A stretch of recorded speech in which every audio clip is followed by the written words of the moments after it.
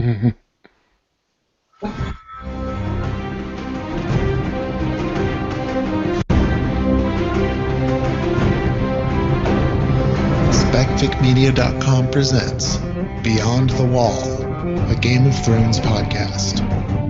With hosts Christiana Ellis, Chooch Schubert, Vivid Muse, and Nuchtchas.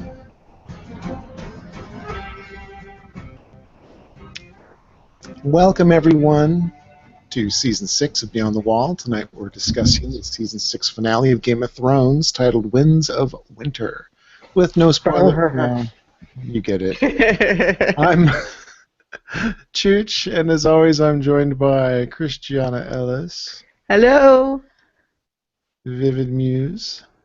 Hi there. And Nutty, Nuchtchas in a moment. She was on just a moment ago, but then she got a spinning beach ball. Not a very happy, not a happy beach ball. Mm-hmm. So Beach balls should always be happy. Give her a moment to jump back in. News bits. I don't think we have any news. We don't have any. Certainly don't have any. I don't have any series news for the show itself. Towards the end, I wanted to talk a little bit about what's coming up for us, which after this is released, I will be releasing the Balticon episode. Yay! That's been waiting. Mm-hmm. And we've got an episode with Viv and I that's going to be going over Viv's notes. We'll be recording that and releasing that soon. And, of course, our finale episode. So we are going to take a couple weeks off before we do our finale episode. I think that's where we landed, that we're not going to be able to do it next week. So Right. that's where the Balticon episode will come out. So in a couple weeks, and I know I said that last year and I said that the year before, and it took 6 months to 9 months, but I promise it will be less than a month. The echo makes you sound extra sincere, honey. Right? I think I've said it 4 times because it's probably how many times I've promised before. But yeah, and then we have the special episodes we've talked about. So the Balticon episode was the What If cast, and so we've had some more What Ifs pop up. That we're definitely going to do another one of those. And we were talking about doing talking about the different houses and doing specialized episodes on that. Mm-hmm. And I think we may end up not doing that because there was somebody else already did it better, and we may just reference that. But we were talking about possibly doing a series of some science-based Westeros things, so actual scientists talking about how things would work in that world. Yes. There was some really great articles about that, and we're getting in touch with some of the writers of those said articles and see if we can bring that for you this summer as we're waiting for Season 7. Yeah. We've mentioned, I know we've mentioned Viv and I watch Seth Meyers occasionally. Yes. Very funny talk show. And great guests. Yeah. And he had a clip that actually went pretty widespread because it was Game of Thrones related, go figure. And I've got one short snippet. So what it was Seth Meyers was not able to watch the episode live because he was doing something else for some reason. And he said he usually likes to watch the show and read Leslie Jones' tweets. So Leslie Jones is on SNL. She's in the new Ghostbusters.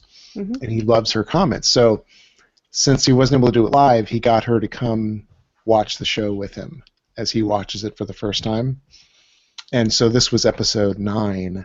Right. I wanted to play one of her commentaries, and warning, she does get a little spirited. Okay, now this is what's upsetting me. I love you, Rickon. I love you, and I'm just going to say this. But you need to zigzag. Dig and move.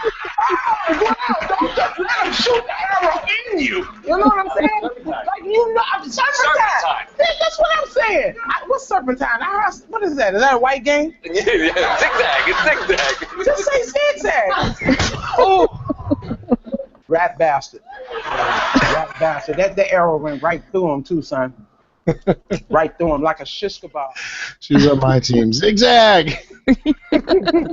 She doesn't even want to bother with serpentines. Just say zigzag. She had some just amazing observations during that recording, and Seth really didn't comment much. He was pretty much just rolling and laughing the whole time. She broke him quite a few times. I mean, the Battle of the Bastards was a pretty powerful episode, and then ad-libbing her comedy. I don't know how he stayed sane from laughing and crying and and shocking her, and it was really good. That whole clip is good if anybody hasn't seen it yet. It seems impossible, but it is that good, so watch it. There was a little bit of news. Well, it's more like confirmation of confirmations that we've already gotten, that the original show length was intended to be between 70 to 75 episodes. And right now the plan is 7 episodes next season, in season 7. And it's looking like 6 episodes in season 8. So it's looking like they are admitting that they're coming in at 73 episodes total for the series. Wow. Sob! And I'm now, Chooch and I were talking earlier, he has an infographic. I don't know if you're going to show it, but it sparked a conversation because, I mean, there's 3 different kinds of conversations that you have with the infographic, which is basically almost looks like a spirograph thing between Targaryens and Jon Snow. And it was released by HBO's Game of Thrones, so it's not saying that it's true to the books or anything like that, but it led to a conversation about, well, they didn't. It led to a whole other conversation on what they said on the show, what we don't know from the books, what we know from articles, and all this other stuff. And so it was almost like when infographics give you too much info, it's fodder.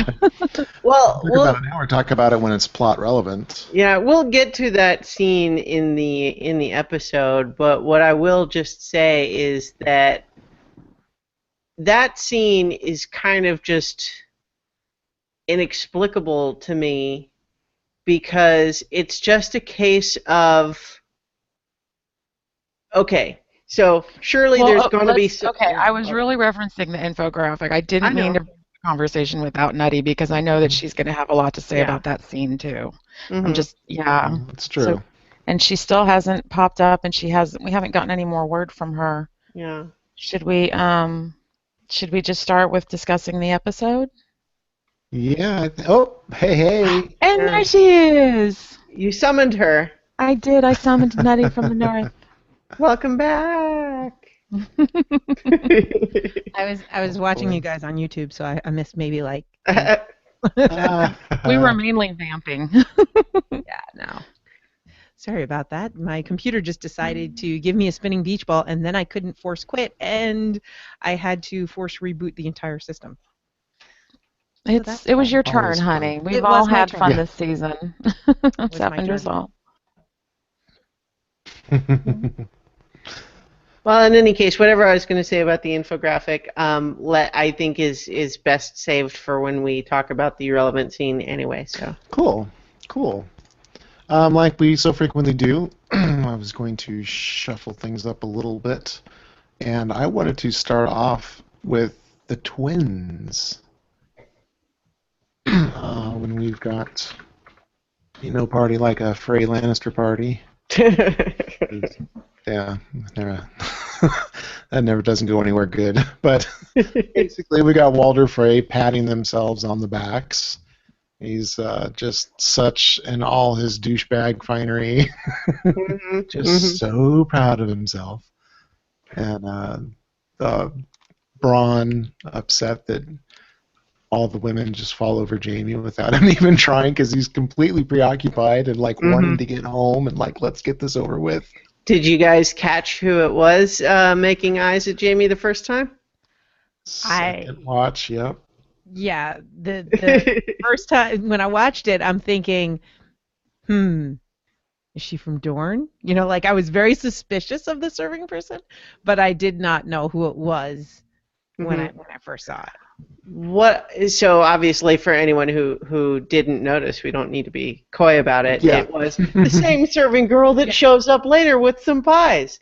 But I mean, we can come to that later if we're still talking about this first scene. Although I feel like that whole first scene, other than just giving Ron some fun lines, really I think was almost the scene existed to do two basic things. Was just set up, okay, Jamie's back at the Twins, they're celebrating having retaken River Run, but also literally just to I take that back. I was going to say maybe the scene was for having that sort of bit where she looks at him and then moves on. But then again, I doubt that was really why, because I think most people aren't going to necessarily even catch it. So, but yeah, I mean, otherwise I think that scene is really less about important things happening in the scene as much as just reestablishing what's the dynamic left between these characters. Yeah, it was really interesting to hear Walter's description of himself being so similar. Like, yo, Jamie, you and me, we're like the same guy. We both seen kings cry for their life and stuff. But it was I think knowing it on rewatch to watch for the serving girl when we watched it a second time and then spotting her, I think it was damned terrifying knowing that it was her as she's staring down Jamie Lannister, knowing who he is. And when, you know, you've just heard him say, Walder Frey just said, you know, the Lannisters in the phrase, send their regrets, ha ha ha, we killed those Starks. And so now you know that she heard all that too, and she still is able to stay focused and not go for the easy kill with Jamie. And I think it showed so much control on her part because she saw that. It seemed to me that she knew that Frey was the one that really needed. If she could have been caught, if she had gone for Jamie before Walder. Right. Well, because this whole thing raised the question for me, and I'll go more into this in a little bit, but it's worth noting, Jamie is not on her list. Nope. Never has been. Nope. Because she doesn't know he pushed Bran. Had she known that, he'd definitely be on the list. That would be list worthy for sure.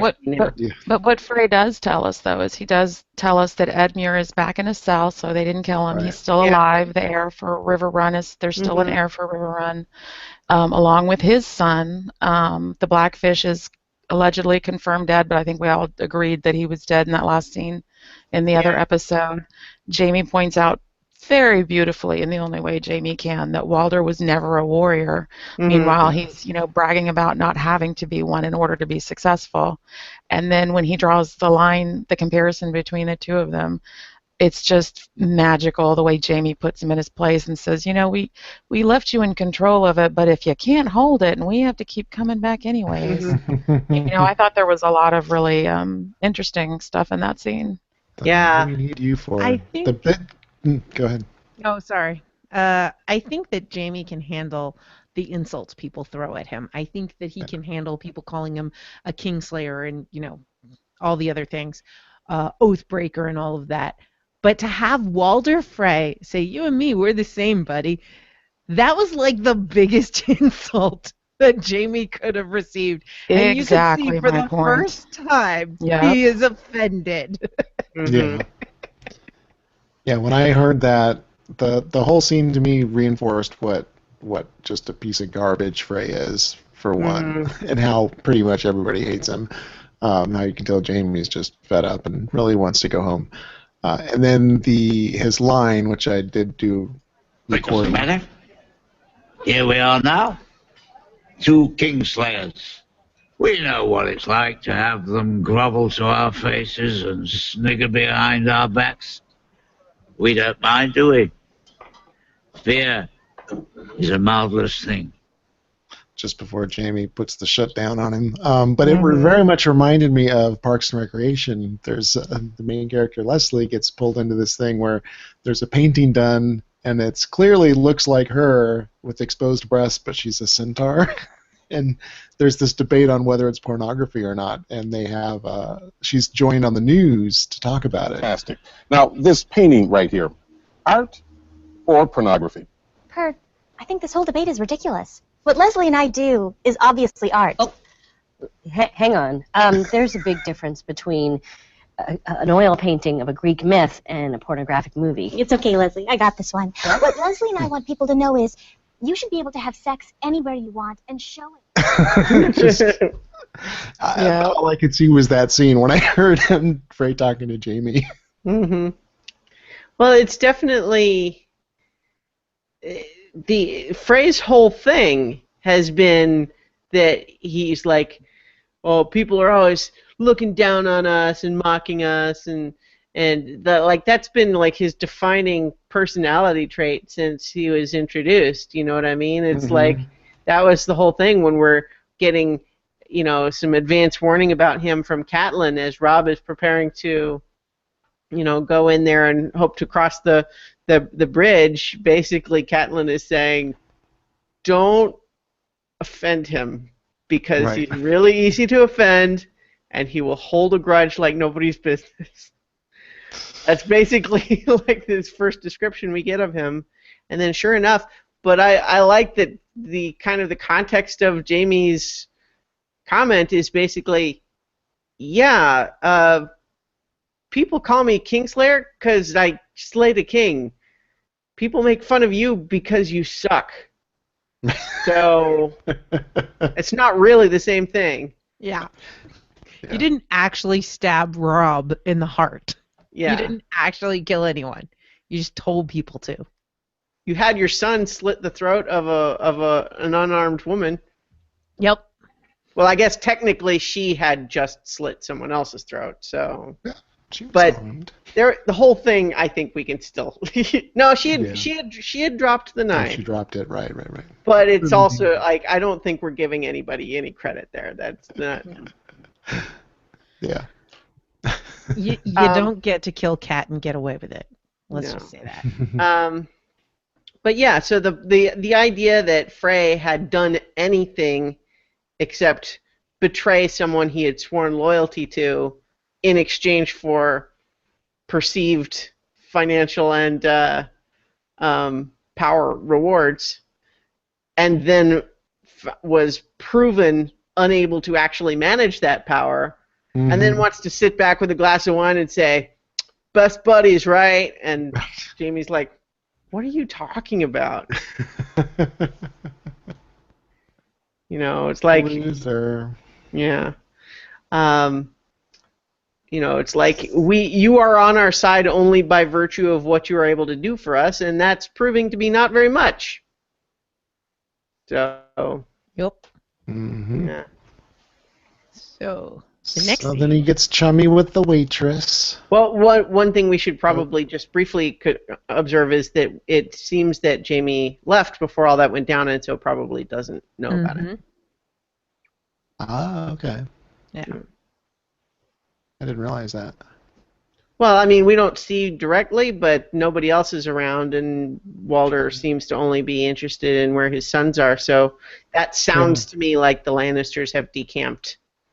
Things wound down, and I guess I would assume you would wait until daylight, but Jamie really wanted to get out of there, and he did get to King's Landing pretty even fast. though it was dark in the room, what he said is, where are my sons? They said they'd be back by midday. So even though it's dark in the room, I think it is actually daytime. All right. Interesting. As it's Brecky's. Wow. So, pretty quickly find out where his sons are. Yeah. They're here, my lord. So, I was fascinated. So this scene, I think, provoked the biggest reaction of the episode for me. In the sense that, first of all, as soon as she brought in a pie and said, they're here, my lord, I was just like, yes! What? Because without getting into the details of how it's different in the books, Frey pie is a thing in the books. And so when they bring that in, I had not put two and two together at all. I know some people say they did, and maybe they did. Fine, I didn't. But when I saw that, I was like, They're doing fried pie, but they giving it to what? Some random girl that we don't know? That's weird. It's weird. Why is this happening? I mean, I guess I don't mind it, but what? And then pulls off, and I'm like, and I, like, my instinctive reaction, I reached out with both hands and just, like, seized my 2 couch throw pillows in my hand and just held them up like this while I was watching the rest of the scene, just go. As soon as she said, "But they're here, my lord," I knew it was coming because I had read the books, and this is a plot line that another one of these plot lines that I figured it's never happening because they've diverged so much, and we've passed when it actually happened. There's no way this could possibly happen. And I actually like this better in the show than in the books, because in the books it's so like cryptic, and you really have to read it like 1,500 times to really see where it happened. Yeah. And this is just kind of wild. But I kind of knew it was Arya before she ripped off the mask. But that's because I was, like, all right, who is it? It's got to be. It can't just be a random person. This isn't a Dorn. This is. Yeah. So what did you think, Chooch? Oh, go ahead, Chooch. Yeah, I want to hear you. Once I realized what was in the pie, I realized it was Arya. Yeah, that they're here. What do you mean they're here? And the room went, that's, and then they just executed it perfectly. Just the timing was so great because all the gears were turning at the same time, and there it happened, and it was just whoop, whoop, whoop, whoop, and we were watching with a group of people, and everybody was pretty floored, Yeah. Well, it was funny. I was sitting there, and as soon as she said they're here and pointed at the pie, I didn't know it was Arya yet. I'll admit it. I was fooled. Yep. And as soon as she moved to lift it, I was like, nope. And I turned my head all the way to like 180 degrees around. And I was like, nope. And I was just waiting until it sounded like whatever they were going to show was done. And then everybody in the room goes, ah! And our friend goes, look. And so I just blindly trusted her. And I looked, and Arya had already pulled off her face, but it was just her standing there, stabby, stabby, stabby. And it was like, oh, my God. So I had to watch it like 3 times when we got home. That smile. Yeah, that same smile like Sansa had when Ramsay was in with the hounds. It's that same long, drawn-out smile. We saw it somewhere else in the episode at least 2 more times, too.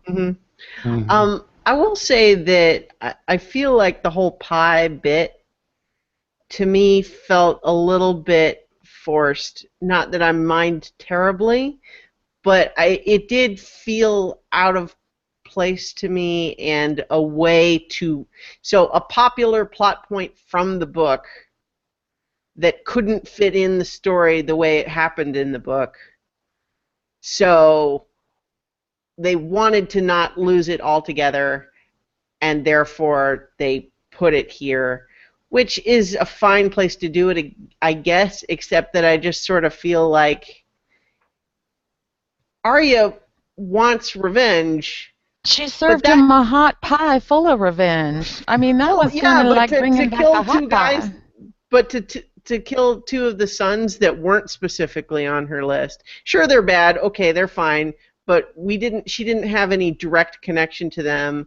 But she heard to in kill the them, carve them up, and serve them in a pie. Like that felt like over the top, beyond just she's going to get her revenge by killing him, but that felt over the top and gruesome in a way that felt out of character to me. Not in an extreme way, but in a nitpicky way. And I only mention it just because I feel like this would not have happened if they weren't trying to include a plot point from the books that couldn't happen the way it did in the books. So you feel that it's kind of shoehorned? Yes. I can see that. I think that I think including it is a really fun thing that they did. I could probably sit here and nitpick all of the, why would she know of those specific ones and all of that nonsense. Because she was in the room when they were talking about it earlier, maybe? Yeah, but she would have had to have done this beforehand because they've been eating pie all day. But I'm not too concerned about it. Like, I mean, okay, she heard stuff, whatever. I don't know, I'm not too picky on it. What I do like, and this is something a little bit more from the books, is that there's many levels of evil according to the customs of the seven and the old gods and so forth, and these old traditions. You know, in the first books, we hear a lot of make sure you eat when you talk to Walder Frey because then you have to have his protection, you know, and all of those ancient customs. Well, one of the most egregious things a person can do is to kill someone of their own kin. Mm-hmm. And then to eat someone of your own kin is so much worse. So not only did she kill him, but she basically made him completely unpure and tortured and just nothing the gods would want anything to do with before dying. Now, I don't think that she's a very devout person, but it's just kind of like a cultural in-your-face kind of a thing. It's, I'm not just going to kill you, I'm going to destroy you completely. And I kind of dig that. Yeah, I don't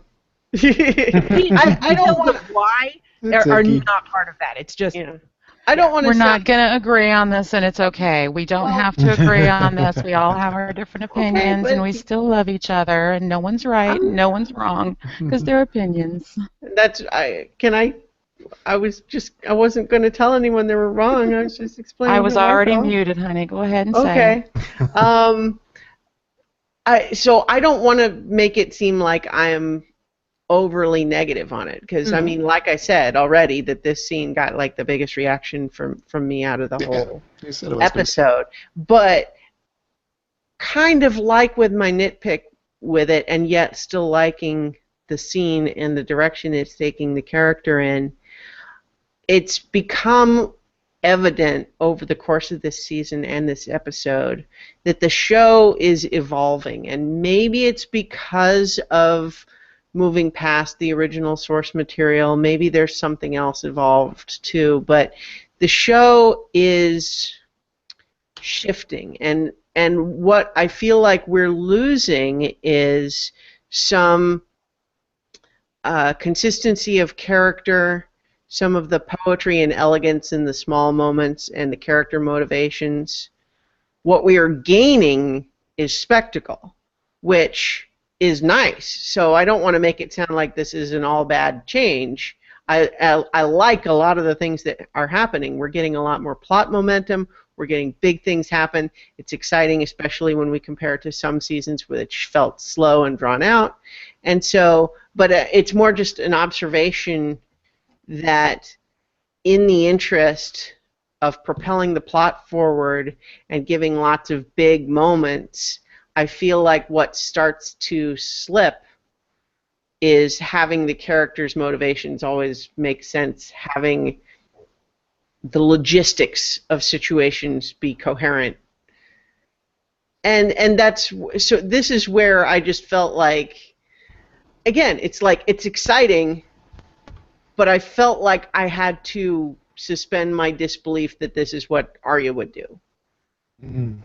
You know, because and I'm biased in this case by having known the plot point from the books, because it allowed me to know, oh, they took this thing that was from somewhere else in the story and they gave it to Arya, and that probably made it feel more shoehorned for me than it might have for someone who had no idea. So, you know, but.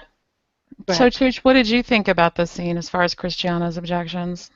Because neither one of us knew that this was coming. I just rolled with it.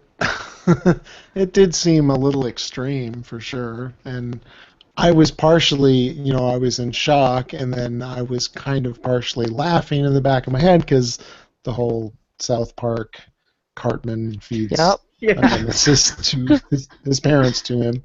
Yeah. So yeah, I just rolled with it. Yeah. I felt like it was, and the smile on her face during was a little disturbing.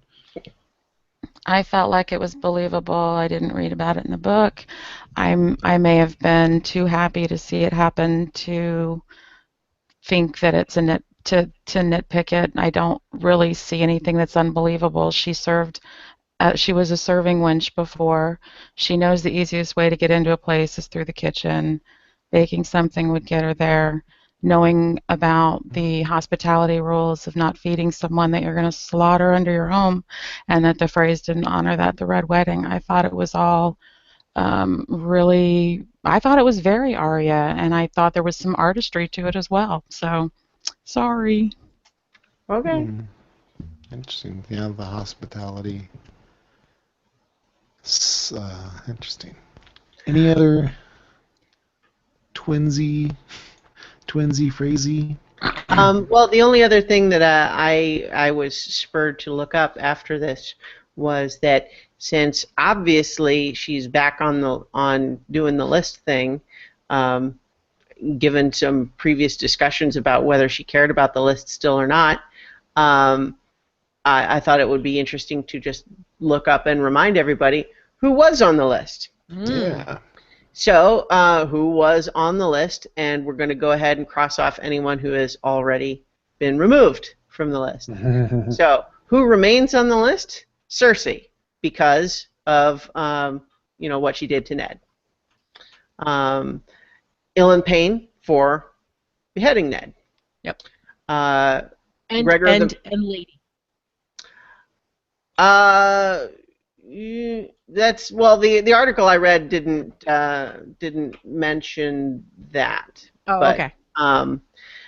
So the Mountain, Gregor the Mountain Clegane, for torturing and killing people at Harrenhal when Arya was there.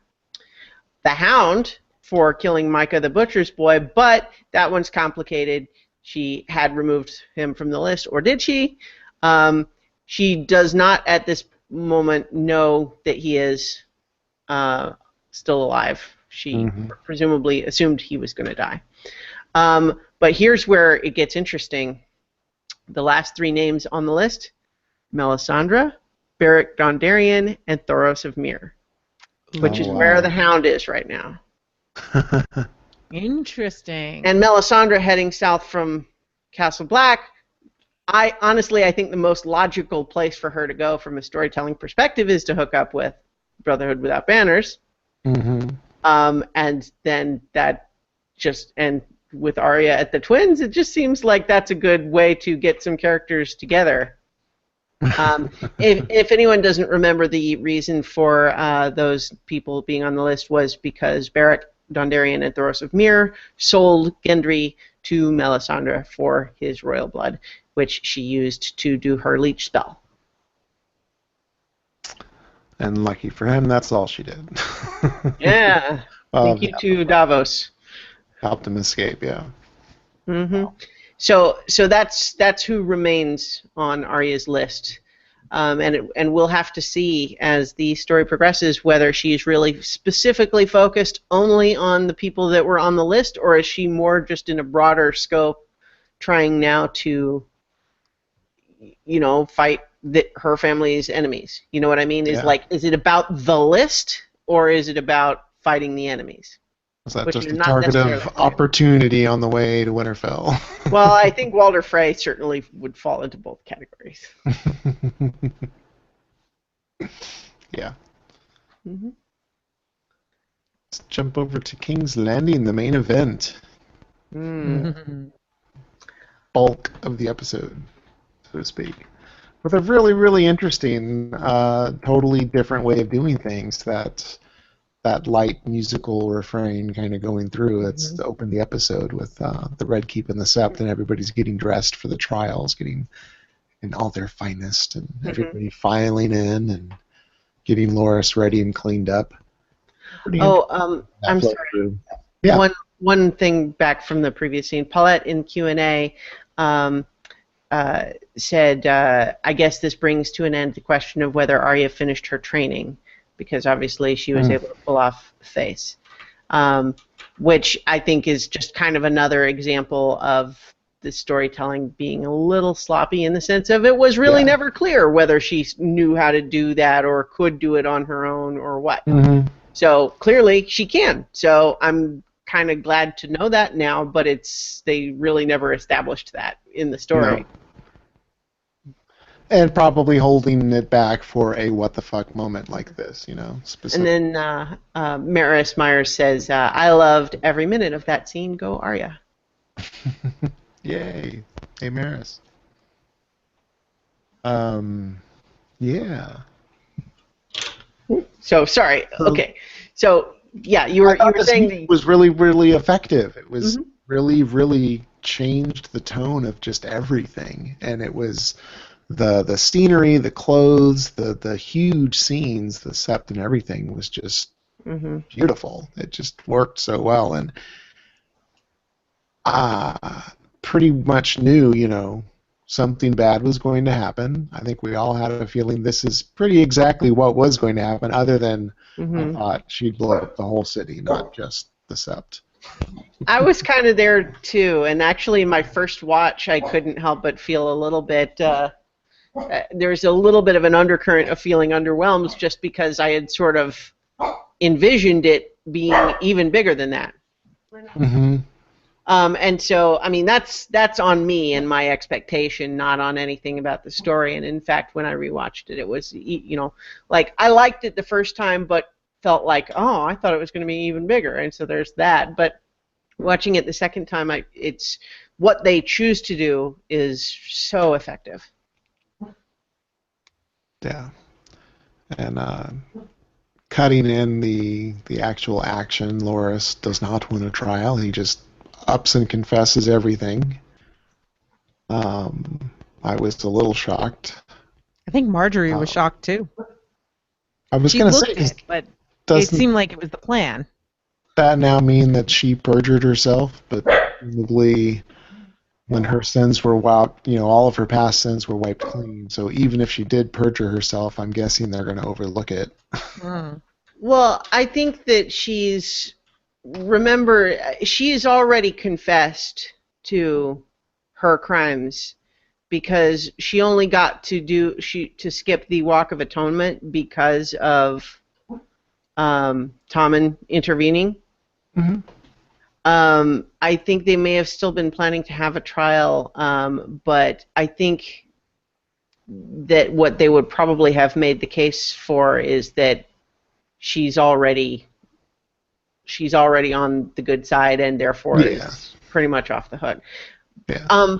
I don't know, as far as, like, this is another case where it was kind of unfortunate that it was never made all that clear what exactly her plan was. Although my takeaway from this, after everything, is that it was really not a complicated plan. It was just fake the conversion and try to get the best deal we can, while understanding that the best deal may still suck. And so I think we saw her object not to anything that happened up until they did the brand on his forehead. That was the thing that she goes and says, "You gave me your word." And he's like, "Well, I didn't break my word. I didn't. I never said that I wouldn't carve a 7-pointed star in his forehead." Yeah, I hate that guy. He's so always much. easily like that. Yeah. But it really did seem to me like, you know, like what happens at the end, really just she drops the act altogether, which makes me think, yeah, it was always an act, and she's just good at the act. And it was always about anything that will have Loras not die. She doesn't even seem that interested in her father, you know, like when things start to get hairy. She's really not that concerned about him. It's just getting Loras out of there. Yeah. I mean, to some extent, like, as much as she loves him and does not want him to suffer the punishment of this, he did do it, right? And so it's not really on her that he got busted for doing something that, you know, he really actually did do. Like, we could say it's unfair, the punishment is not, you know, it's unreasonable and cruel punishment. He shouldn't be getting prosecuted, but like beyond a certain point, he knew how it was seen, and like he did do it. So to some extent, I think she's letting herself off the hook a little bit. Yeah. And there is an element for her, I think, of we don't want him to die, and we would like him to preserve his title, but that looks like that's off the table. I don't see any way to make that happen. So let's at least try to get him out of the dungeon and be a free man, even if he had to say he renounces his title. And once we get him back to Highgarden, who knows what we can work with. Mm-hmm. And I think that was probably the plan, is do what you got to do to get him out of the dungeon. And that's why when he did the permanent, you've mutilated him, that's what she objected to. She didn't seem to have any problem with Loras saying anything. His words don't mean very much to her. Yeah. Yeah. I just thought Grandma's not going to be very happy. Yeah. He just swore to no heirs and all that. But if they just ignore it and figure that, okay, she's still the queen, they'll get out of this, they'll figure out a way to separate church and state again and roll on. Mm-hmm. Yeah, she still had hope. The things that I really loved about the beginning scenes in King's Landing was the dressing, everybody starting out with everybody showing their different aspects. To me, I think it was representative of the different aspects of the seven. Like, you know, Marjorie comes off as both the maiden and the mother somehow, because she's always kind of looked out for everybody, but also part warrior because she fights so hard for her brother. And then, like, you know, the father, the High Sparrow putting on his garb, and Tommen, I never really could pick an aspect that I felt like he belonged to, which is why I think he just didn't fit in with the rest of his family, is that he wasn't somebody that was defined by any one thing. He wasn't defined by anything yet other than loving his mother and his wife. Mm-hmm. And then seeing Pycelle putting on his forged chains and all of those things I thought were really a beautiful lead into, well, one thing it reminded me of Cersei's prophecy, as I'm sure it did everyone else, that Tommen was wearing gold when he was dressing to go to the trial. Mm-hmm. And that Cersei had given up on the Lannister gold and red. She'd given up on whatever colors Baratheon had and that sigil, and she just was wearing all black, and she looked to me with the crown that she ended up wearing later. It reminded it, like my husband and I, we joke every once in a while, you know, you go through hard times, we've just, you know, we're Valyrian steel now.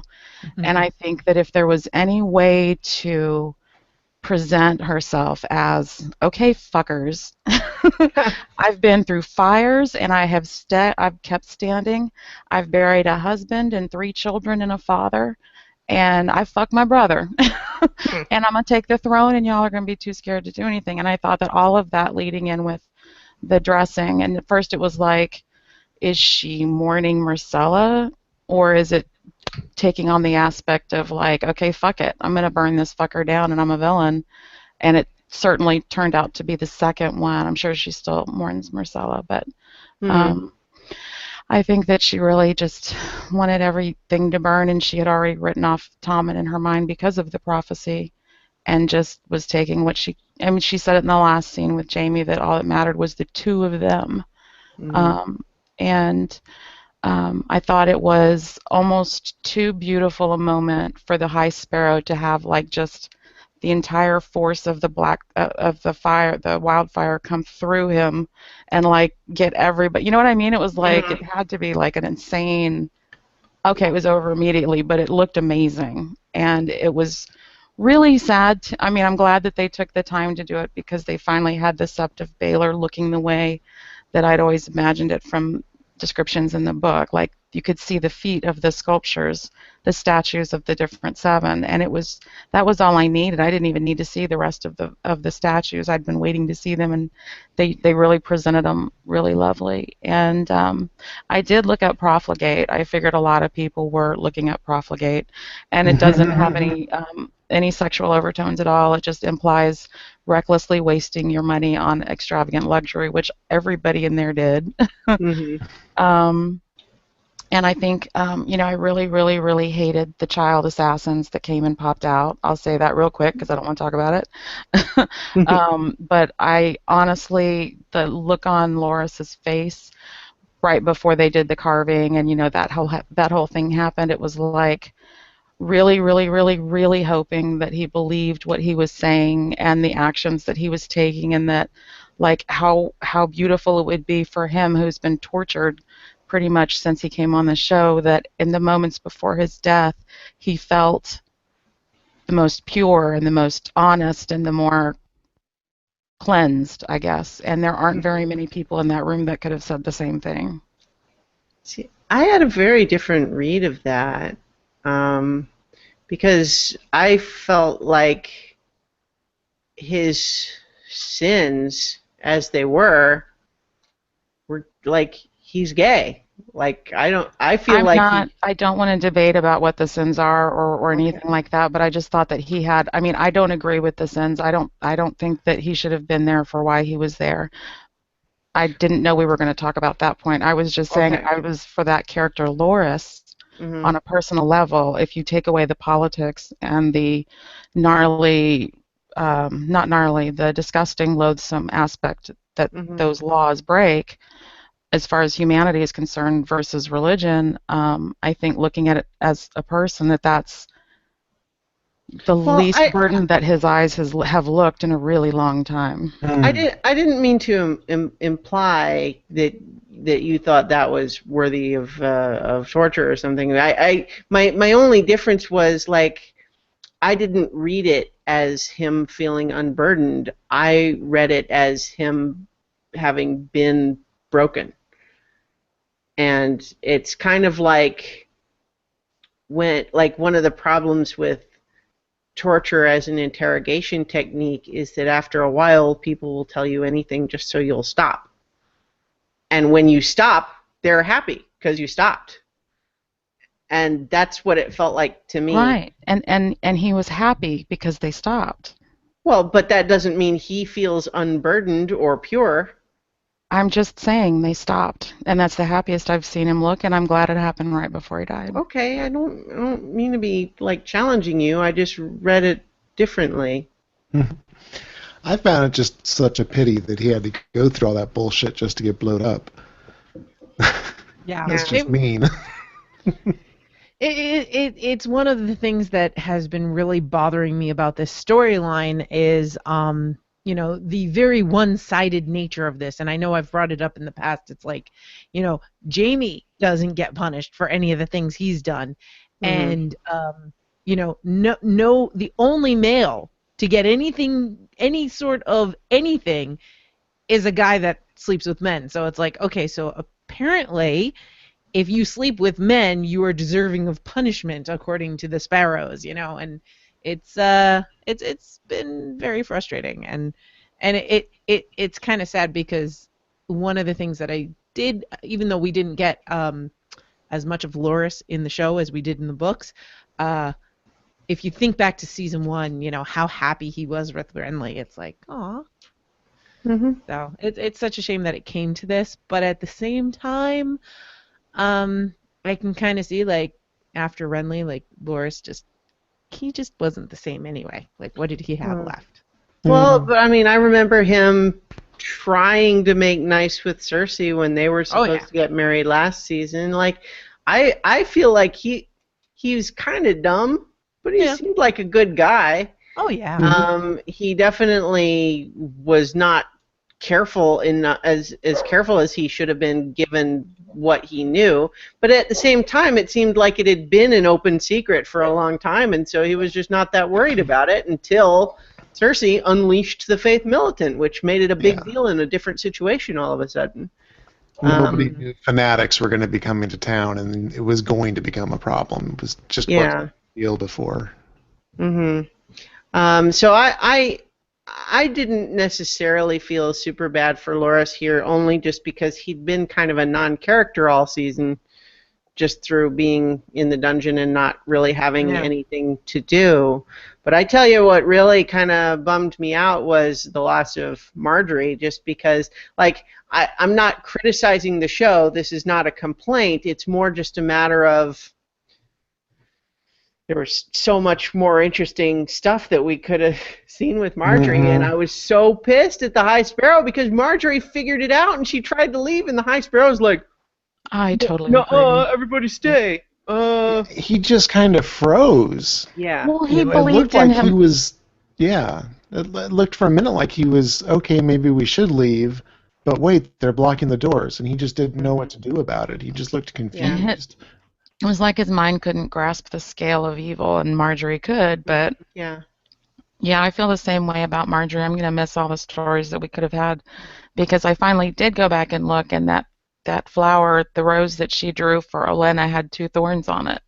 And I thought, that was kind of cool, but now it's got Olenna with a whole nother agenda, which is going to be real interesting to see play out. But another thing that I really loved about the scene in the Sept before it got blowed up was finally, when they started carving on Loris's head, and finally seeing Mace take any action in defense of his son, where he leapt forward, and he was like, that's something along the lines of, that's not happening, I can't let that.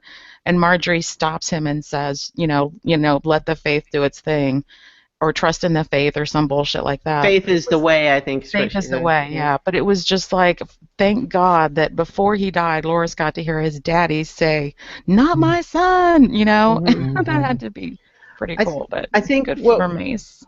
Yeah, no, I agree completely. I think one of the things that was so amazing about this whole sequence is how they gave so many characters a moment. We got stuff from Loris, from Marjorie, from Mace, from Lancel, from the High Sparrow, Qyburn, Pycelle, Gregor and Tommen. Like, everybody's getting something to do. I think the only person who is a character of significance who died without really getting to do much was actually Kevin, which is kind of just typical of his whole character this season. It's really kind of bizarre to me, honestly, that a character that really should be, the importance that his character has in the books, and that by any logical basis should have in the show too, just became nothing. He just didn't do anything. I couldn't figure out why he was there when Tommen wasn't.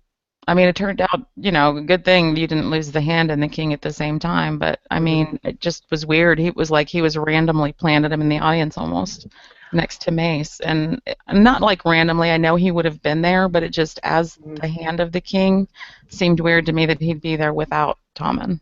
Well, I think each of the small council, they were making their way there. I mean, Pycelle was on his way there, and he didn't quite make it. And Tommen was probably supposed to have been there already, but he was working up his nerve to go because, obviously he was filled with so much dread. And then when he tries to go, he can't. Yeah, I think everybody was supposed to be there. They didn't all necessarily plan to travel together. Which is kind of stupid, having each head of your state in one place at the same time. There's a reason why we don't do that in the States.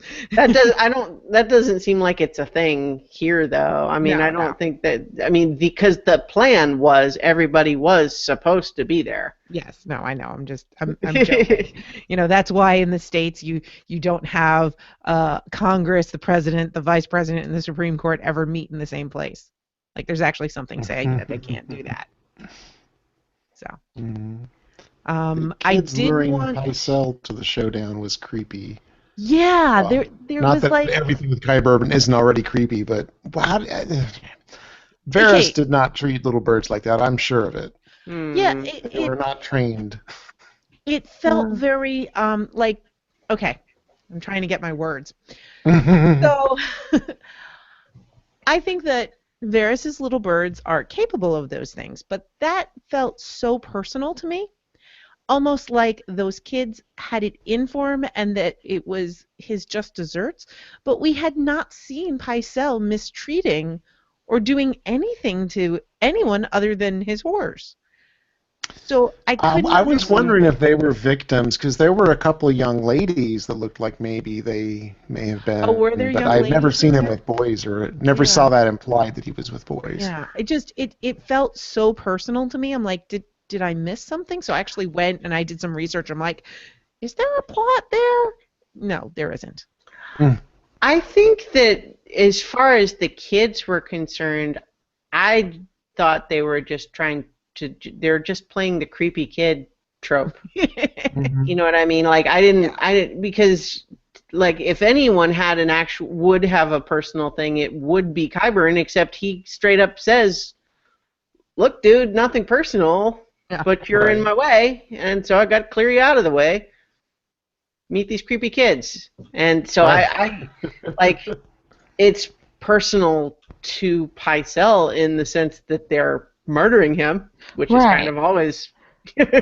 I mean, that's the only thing that I've been able to come to is that it's the irony of kids that he used to, pay in some way for secrets. Wasn't he starting to do that? No, that was Varys. That was Varys, and then Qyburn was taking it over. And it was Baelish was the other person that was able to get his little secrets too. Okay, yeah, I don't freaking know. Pycelle. It just honestly seems like what you said. It just seems like creepy kid trope. How else are we gonna kill Pycelle in a shocking way with all this other stuff going on? Yeah. I thought it was interesting that, and in character for Qyburn, that he would avoid getting his own hands dirty. That seemed in character. And I think, I mean, we should also remember that, like, Pycelle was probably not, like, an overtly evil character, but he certainly would just lean whichever way the wind was blowing at any given moment and didn't seem to have any particular scruples. Yes. Yeah, extremely selfish, for sure. Yeah, including doing things when he knew full well that honorable people were going to die as a result. Well, and he was involved in the whole, like, it is quite believed that he knows and knew, back with Jon Arryn, that Cersei's kids were not Robert's. He knew the details of Ned Stark's whole thing, knows that he was not a traitor, knows all of that information, and just went with the Lannisters. So there is that implication that he is not honorable because he is so deceptive. And then he ends up turning on Cersei and turning on the Lannisters that he's been helping out this entire time. So, sketchy as sketchy goes. Yeah, he just basically sides with whoever he thinks is going to be the winning side. Paulette asks an interesting question in the Q&A, which is something that I had a lot of notes about in my notes. She says, "What happened to Tommen was the big shocker of the episode for me. If Cersei had chosen to be with him when the sept blew, might he have survived?" And I was kind of haunted every time I watched it, trying to figure out, okay, where was she instead of with her son? Well, she was watching it blow up by herself with a glass of wine from her own balcony, smiling. From there, she went down to the basement for that wonderful, loving moment of uniting Olenna and Sir Gregor in whatever unholy godness is going to go on down there. Yeah. Unella, I think. Sorry. Unella, sorry. Yeah. But and then she does that, and then she's seeing dead Tommen. So it was the only thing that you can come to is that she must have just written him off, like, the prophecy says he's going to die, my other two kids are already dead, it's getting to be inconvenient to worry about them, so I'm just going to put on my mourning clothes now and we'll see who's left at the end of the day, because she really just did not seem to care. And then she turns around and says, oh, we don't need a ceremony, he should be buried with his grandfather and his siblings, just burn him and dump his ashes. She had totally given up on motherhood at that point. She just turned. I don't know how she did it, and I don't know how to read it any other way. I mean, is there any defense for Cersei the mother? For Tommen's? I wouldn't put it as defense for her as a mother as much as maybe just a slight reframing in terms of what she was thinking about it. Mm-hmm. I mean, what she does is inexcusable as a mother. So I mean, I think that's hard to even really debate. But what I was assuming was the reason she wasn't with him when it happened, and the reason she didn't go to him immediately when it happened, is because she knew she had crossed a line that he would not be okay with. She didn't expect him to throw himself out the window, but I think she was not prepared to answer for herself, because she knew in her heart that all of these horrible things that she's previously done, with the comfort in her heart of knowing that it was always for her children, always to protect her children, and I think she knew she was crossing the line where this was for her and not for him, and that he would not be okay with it. And I think that she wasn't prepared to answer for herself, and that's why she wasn't with him when it happened. And I think that, you know, her whole speech about Unella, about doing things because they feel good, she was avoiding something that wouldn't feel good and enjoying the things that did. And then I think to some extent she had adopted kind of a fatalistic approach to prophecy. But I don't know that she had written him off in the sense that, like, she didn't feel anything about it. It's more just a matter of, like, it seems almost as though it had already happened. Yeah, it's as if she planned it that way, because the mountain stayed there. Or Sir Gregor, they never call him the mountain anymore, really, I guess. But Sir Gregor stayed in the room, and as soon as it was done, the fire was done, and the sept was collapsing, it was after that he left Tommen alone, and then a little while later someone came in and told him that everybody was dead, and then left him alone. So he was alone that entire time, from the time it started happening until whenever he jumped out the window, which didn't seem like much time passed, but it was totally alone, and she would have had to have chosen not to be with him and also not to have someone there with him. I mean, if she hadn't already given up on him, she would have had anyone stay with him to make sure he didn't hurt himself or to make sure no one else harmed him. But she seemed to be more focused on rewarding Sir Gregor. So I see this very differently. I think we all see this differently from each other. To me, I think that Cersei wasn't with Tommen because she had kind of already lost him. He had already pushed her out. He was not working in her best interest, so they had been very separated. So I think she wasn't with him during this time because she knew that there was that awkwardness and there would be questions and all of that. I don't think in her mind it ever occurred to her that he would just jump out the window and kill himself. Like, I think that she was thinking, this is the way I'm going to get my son back.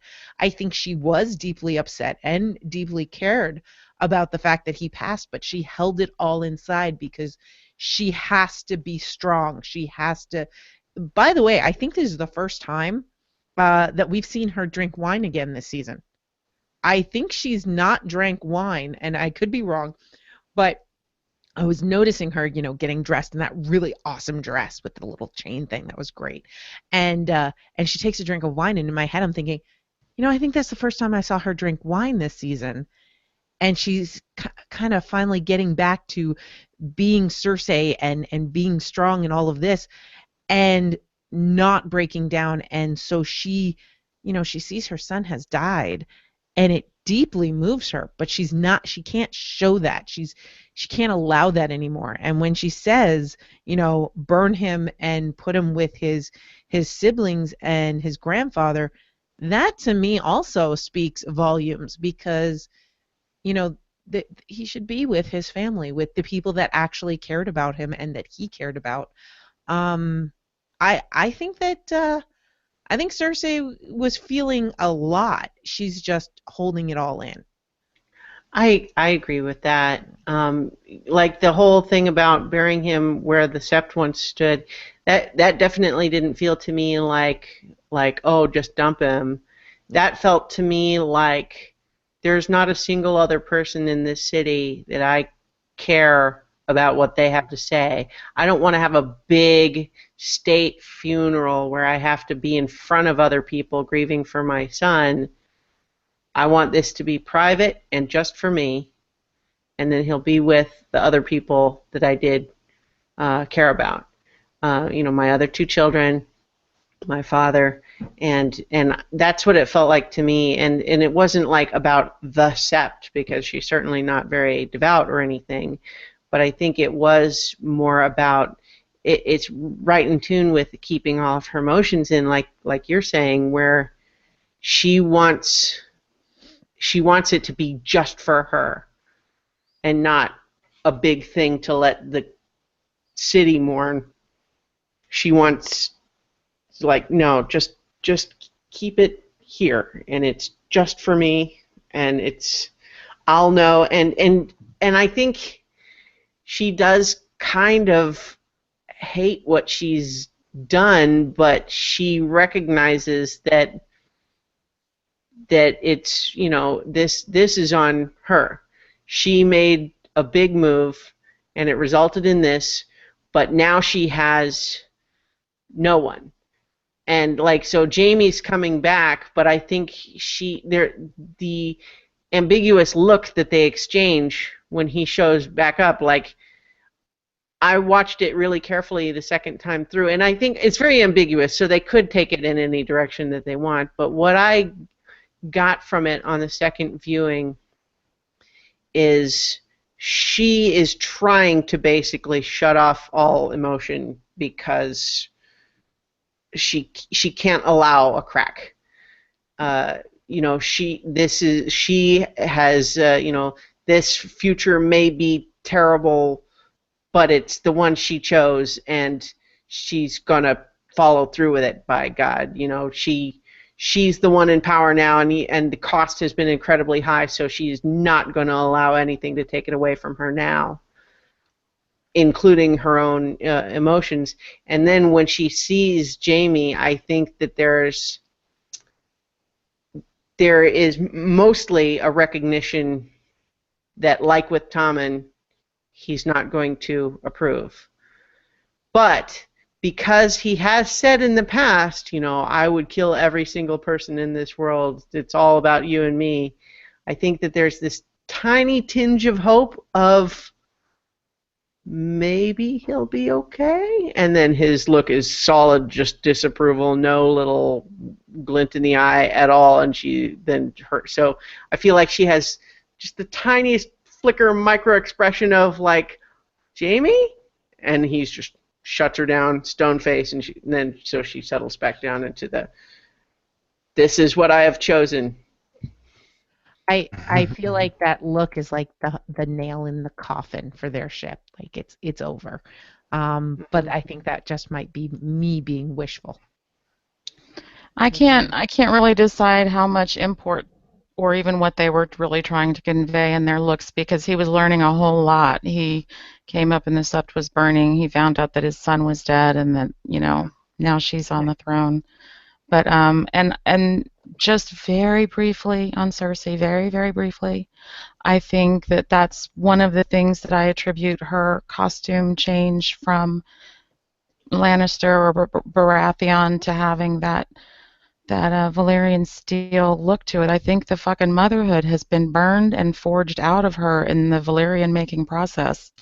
I would be shocked if there was anything left, because I know it's a different situation, but for someone that doesn't seem to believe in an afterlife, she doesn't seem to believe in anything other than fucking her brother and wearing the crown, that I just don't think I didn't see any emotion in her face. I didn't see her trying to hide it. There wasn't a tear glistening in her eye. I kept pausing it and trying to see it, and that's what I meant. The defense of her as a mother is had she already given up on Tom and wasn't even going to try. And I think even stuff that you guys have said makes me feel more that she did. that she had finally, as a part of becoming her own and claiming things for herself, it was always either her father or her husband or her uncle or her first son or her second son that was deciding the things that she was trying to rule, and she's just got all of them out of the way now. And so I think part of the process to let her do that let her end her son's marriage and break him, I think that is more like shows that there's no empathy left in her. I didn't really read any feelings. I may have probably missed it, but I didn't really see anything go back and forth between her and Jamie. So I'm really listening closely to you guys' read, because it just looked like dead eyes to dead eyes. Like, can I trust you? I don't know. Can I trust you? I don't know. It was just I couldn't quite get the hang of that vibe they were passing. So, what did you guys think of Loris? Not Loris, sorry, Lancel, being like, his killing, where they took him aside and let him like see what was happening. Did you think that there was, like, I don't know, any significance to that? Why was that scene there? That sort of thing. I just felt like it was interesting cinematically. It let us, the viewers, see what was going on underground. Okay. And it gave us a little bit more dramatic tension to have a character be trying to stop it but unable to. I don't think that there's any particular like poetry to it being Lancel in particular. But I felt like the scene was there really just to add some tension and drama to showing us what was happening underneath the sept. A whole lot of... Oh, honey. Gosh. Thanks for that earworm. Sure. Yeah. I thought, so my note, at least with Cersei getting the news about Tommen, or seeing Tommen, is that she looked totally unfazed. And I think once she planned to do what she planned to do, and things were obviously set in motion, she picked that outfit before learning Tommen was dead, that I think she had resolved after Elena said, face it, you've lost, and all that. And they got the news that the wildfire was there, that she had resolved to, she can't look out for everybody anymore.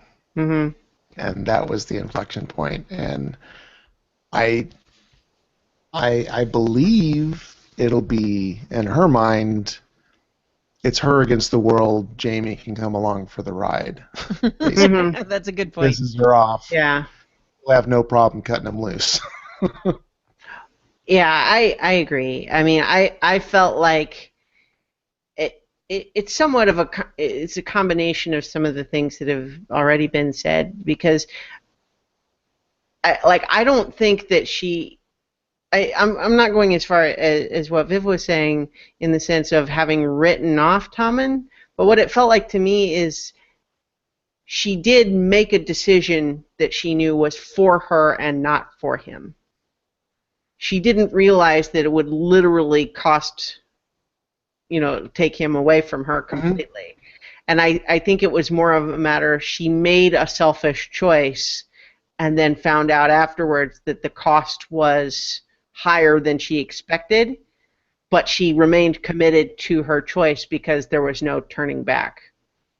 And I think that's how it read to me. I don't think she ever even remotely considered the idea that he would kill himself, because that she would never think of doing that to herself. So, I take that back. There was that example. I mean, when the Battle of the Blackwater, the example that he had was sitting on the throne and Mommy was about to poison him and people came in. So I don't know how old he was because they recast him, I think, after that. And I don't even know if it matters, but I mean, I don't know. I guess I'm just missing seeing, like, choosing a decision that is going to kill his wife and the future that he thought he had and was building with the faith, and then leaving him totally alone when all he's had is either Marjorie or his mom. I think that that was a decision that she made in leaving him alone and just left him behind, because I can't imagine any other reason why. And you can make the argument of he should lie with his relatives and all that stuff, but it's still basically just somebody that's going to go dump a little stack of ashes on the rubble where the sept was. I don't think Cersei's going to go attend any kind of a service in private there. Well, okay. I feel like that's not what I said, but okay. No, that's what I said. So, you know, she's responding to me there. That's all good. Yeah. All right. I feel like we're not actually diverging that much, but we're using language like we're disagreeing with each other when we're actually saying 95% the same thing. So, there are a couple of things that I've seen, and some of them I kind of liked. There was one meme, and it was, "This is how Cersei Lannister separates church and state." I thought that was kind of funny. And so then there's the question of, is this how this storyline is going to end in the books? And personally, I feel that this is not how the storyline is going to go in the books. This is basically the show going, you know what, that storyline's really long and boring and we don't have the time, so but I could see Cersei doing something really, really rash. So, you know, I'm not sure. I personally don't think this is what's going to happen in the books, and I'm curious what you guys think. Do you think this is divergent, or do you think this is something we will see in the books? No clue for me. Yeah, no, not really any clue for me either. I'm since I stopped at book 4, I don't know how far we've already diverged. So yeah, I mean, without getting into book spoilers, I mean, to talk about what's different in the book about the situation that might lead to different stories. I don't know how much we want to get into that, but I feel like I could see it going this way in the books. I mean, to some extent, it's a little bit like running a sword through the Myronese knot, in the sense that nice. you take a lot of possible ongoing plot threads and complications and just blowing them all up. Like, you know, and that's part of why it hurts to have Marjorie die, is we could just foresee so many interesting things continuing to happen with her character if she wasn't blown up. And so it's kind of a definitive end there, but at the same time, I feel like where we have Cersei left at the end of the books, without, you know, that we've seen up to this point, again, without going into exactly what's different. Thank you. I'm saving to read the books until after the series is done. So, but where we've left her is feeling very chastened after her Walk of Atonement, feeling like people are driving her out of power even more than ever before. Like they're not even willing to even listen to or talk to her anymore. But something happens right at the very end of book 5 that leaves her with potentially something significant happens, and she has an opportunity to respond to it that I could see leading to what we see here, because the trial is still to come. Excuse me. It's a little different in terms of like what she's on trial for, and what Marjorie is on trial for is a little different in the books. But I mean, for all we know, like, you know, in the books, people were certainly still expecting the whole trial by combat angle to happen. And so the whole angle of Marjorie posing as converted and getting Tommen to go in on that, like, that's like, that feels to me like something that won't happen in the books like that. But the idea of something just getting blowed up really good to kind of end that storyline and move to the next phase, I could see that happening. Okay. Cool. One of the conversations that we were having earlier, Chooch and I, was, okay, so this is how we think the show would handle this, except for the fact that now we know there's only, as we've seen confirmed in a couple places, 13 episodes left. So there's like the infographic conversation sparked a whole thing that's like, yeah, but if there's only 13 episodes left, then are they even going to be able to fit that into the story? So it's like changing the way I would normally predict the show to go, knowing that it's nearing its end.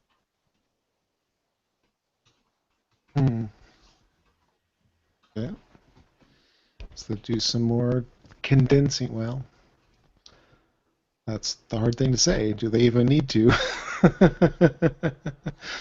One of the crazy things, not crazy things, the mountain. So he actually takes off his helmet and looks better than I thought he would. There's a lot of shadows going on, but looked a little stretchy. But look, didn't even think he looked all that blue. But I honestly thought there was no head under there. I thought it was like a pumpkin or something. I don't know. We did the pause and slow-mo forward and back a little bit because for a moment we thought, is that dwarf's head? Because it looked kind of stretchy and like remember when really his head. When Cersei had put that bounty on Tyrion and they brought in a dwarf's head? Yeah, it was like, did they stretch that dwarf's head? Really? It's so gross. It was just so dark. I guess I just wasn't. I never questioned that it was Gregor Clegane's head. Yeah. Yeah. I mean, he didn't get his head cut off. So I'm not sure. Yeah.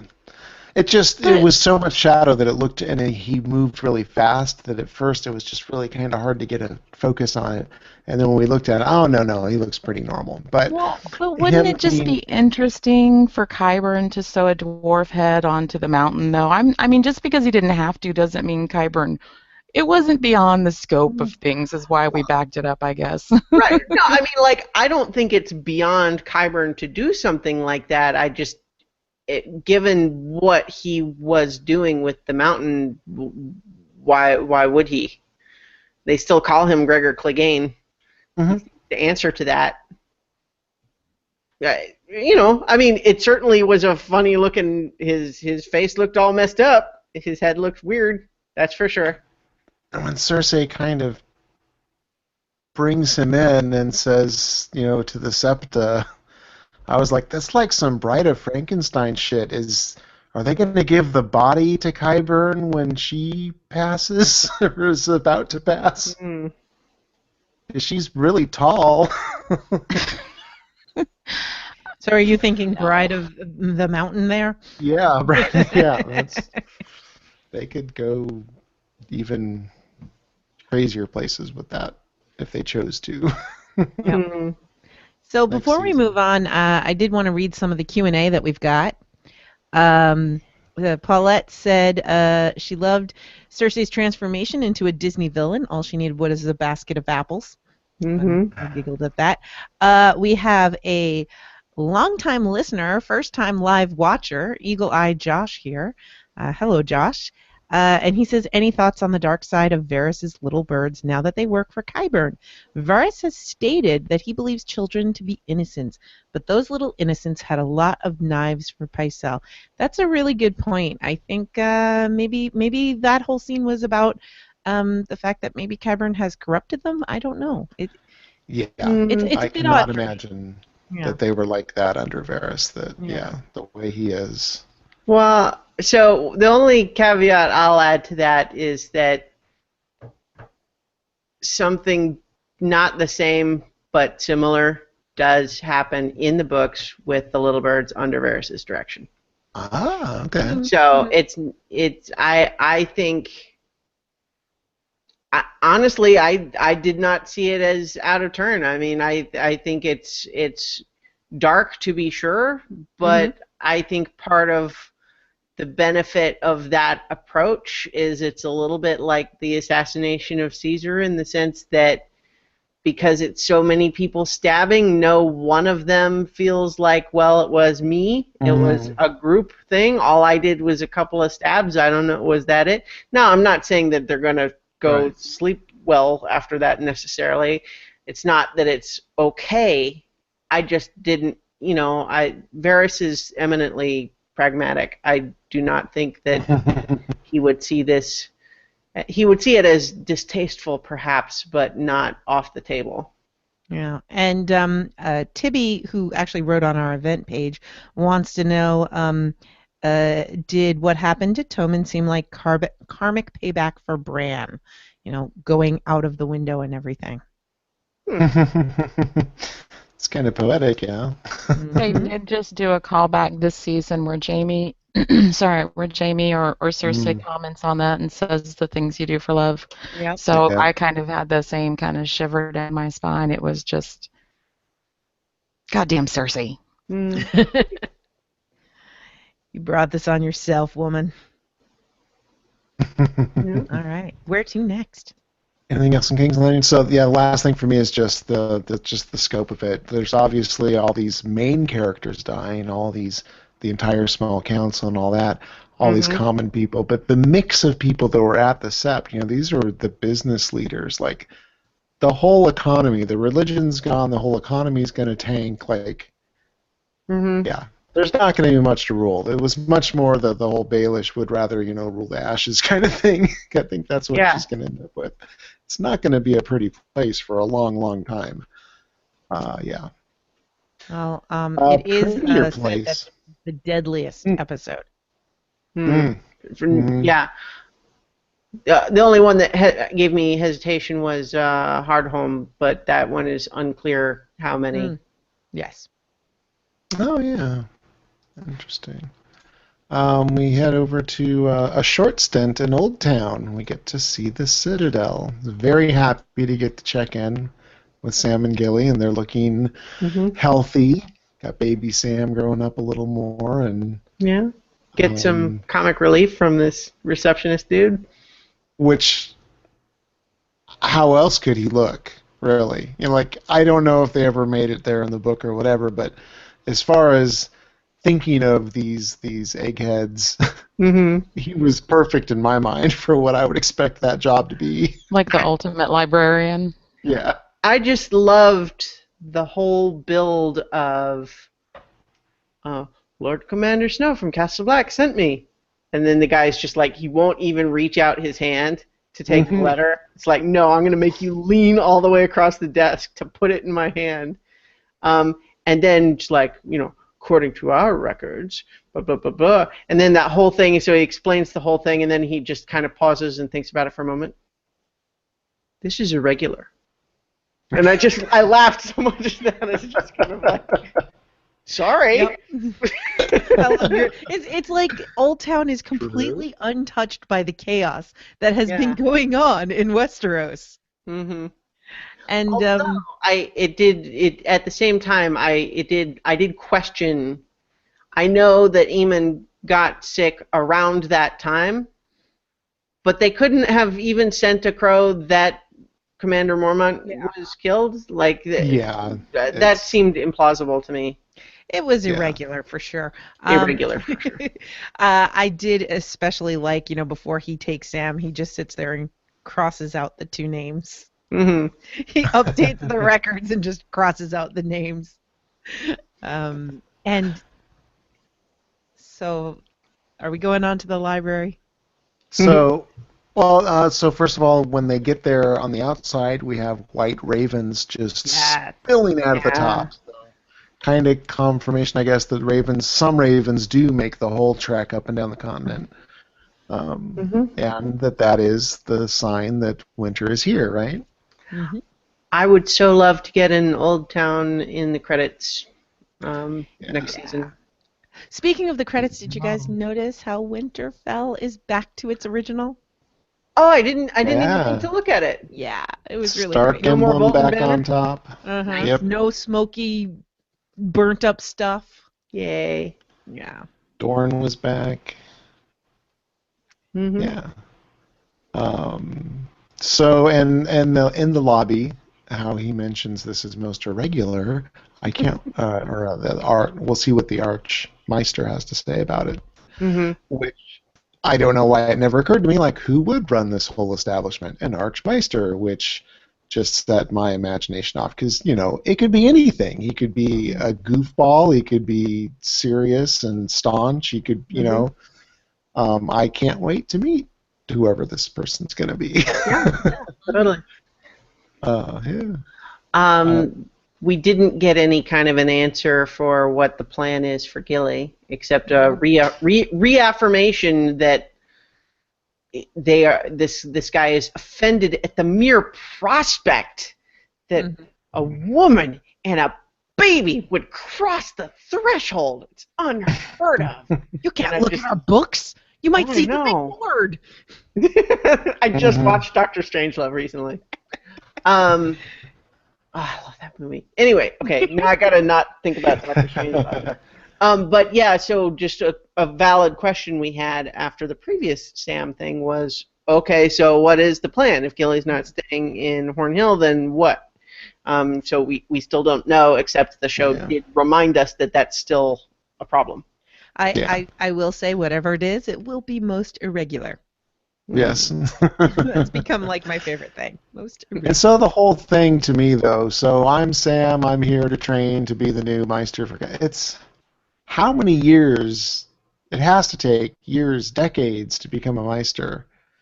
There has to be people on the bench on standby to head over to Castle Black. I can't imagine you would leave someplace unmeistered for so long. It's just that whole thing's weird. Well, I understand what's happening, and I understand why he's there, which isn't necessarily to become the Meister. It's to study dragons and wildlings and all that.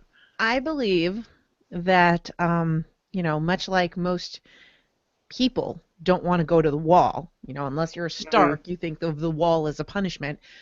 Many Maesters would think of that as like a dig into their character. I've spent all this time and I built my chain, and you want to send me to the wall? What did I do wrong?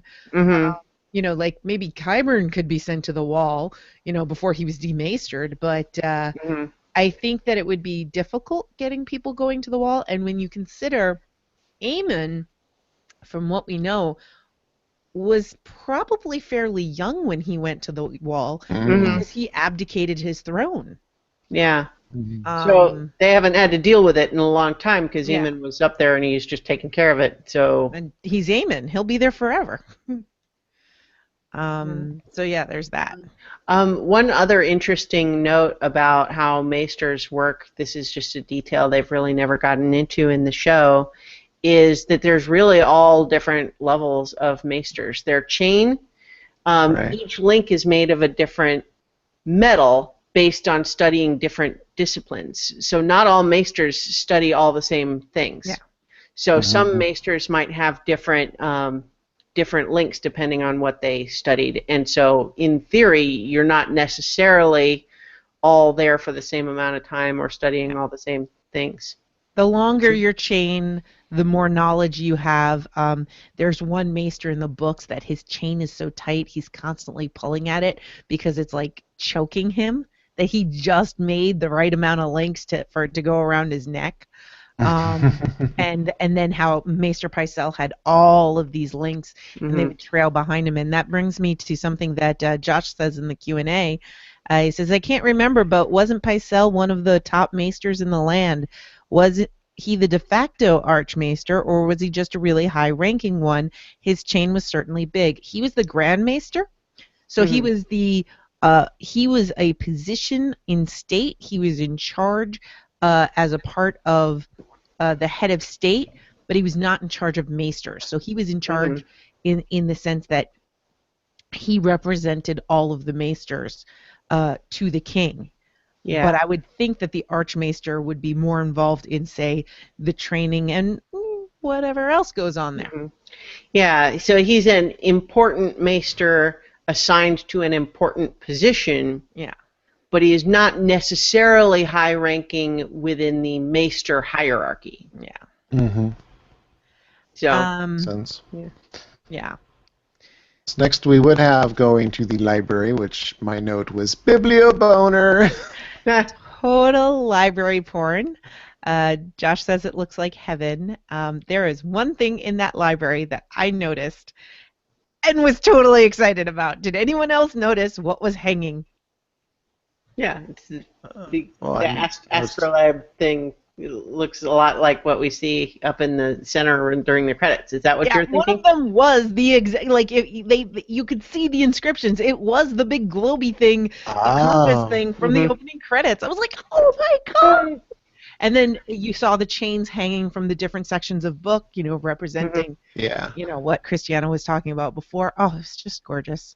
I want to live there. I'll have to check for for that hanging thing, because what I was impressed by was you could see it was very much like kind of a Mines of Moria thing, where it's kind of delves down, and this really intricate mirror system to be able to get light to all the different chambers was pretty cool. I apologize. I apologize. I was trying to point that light out to you, and I think that you were just too deep into what you were just describing.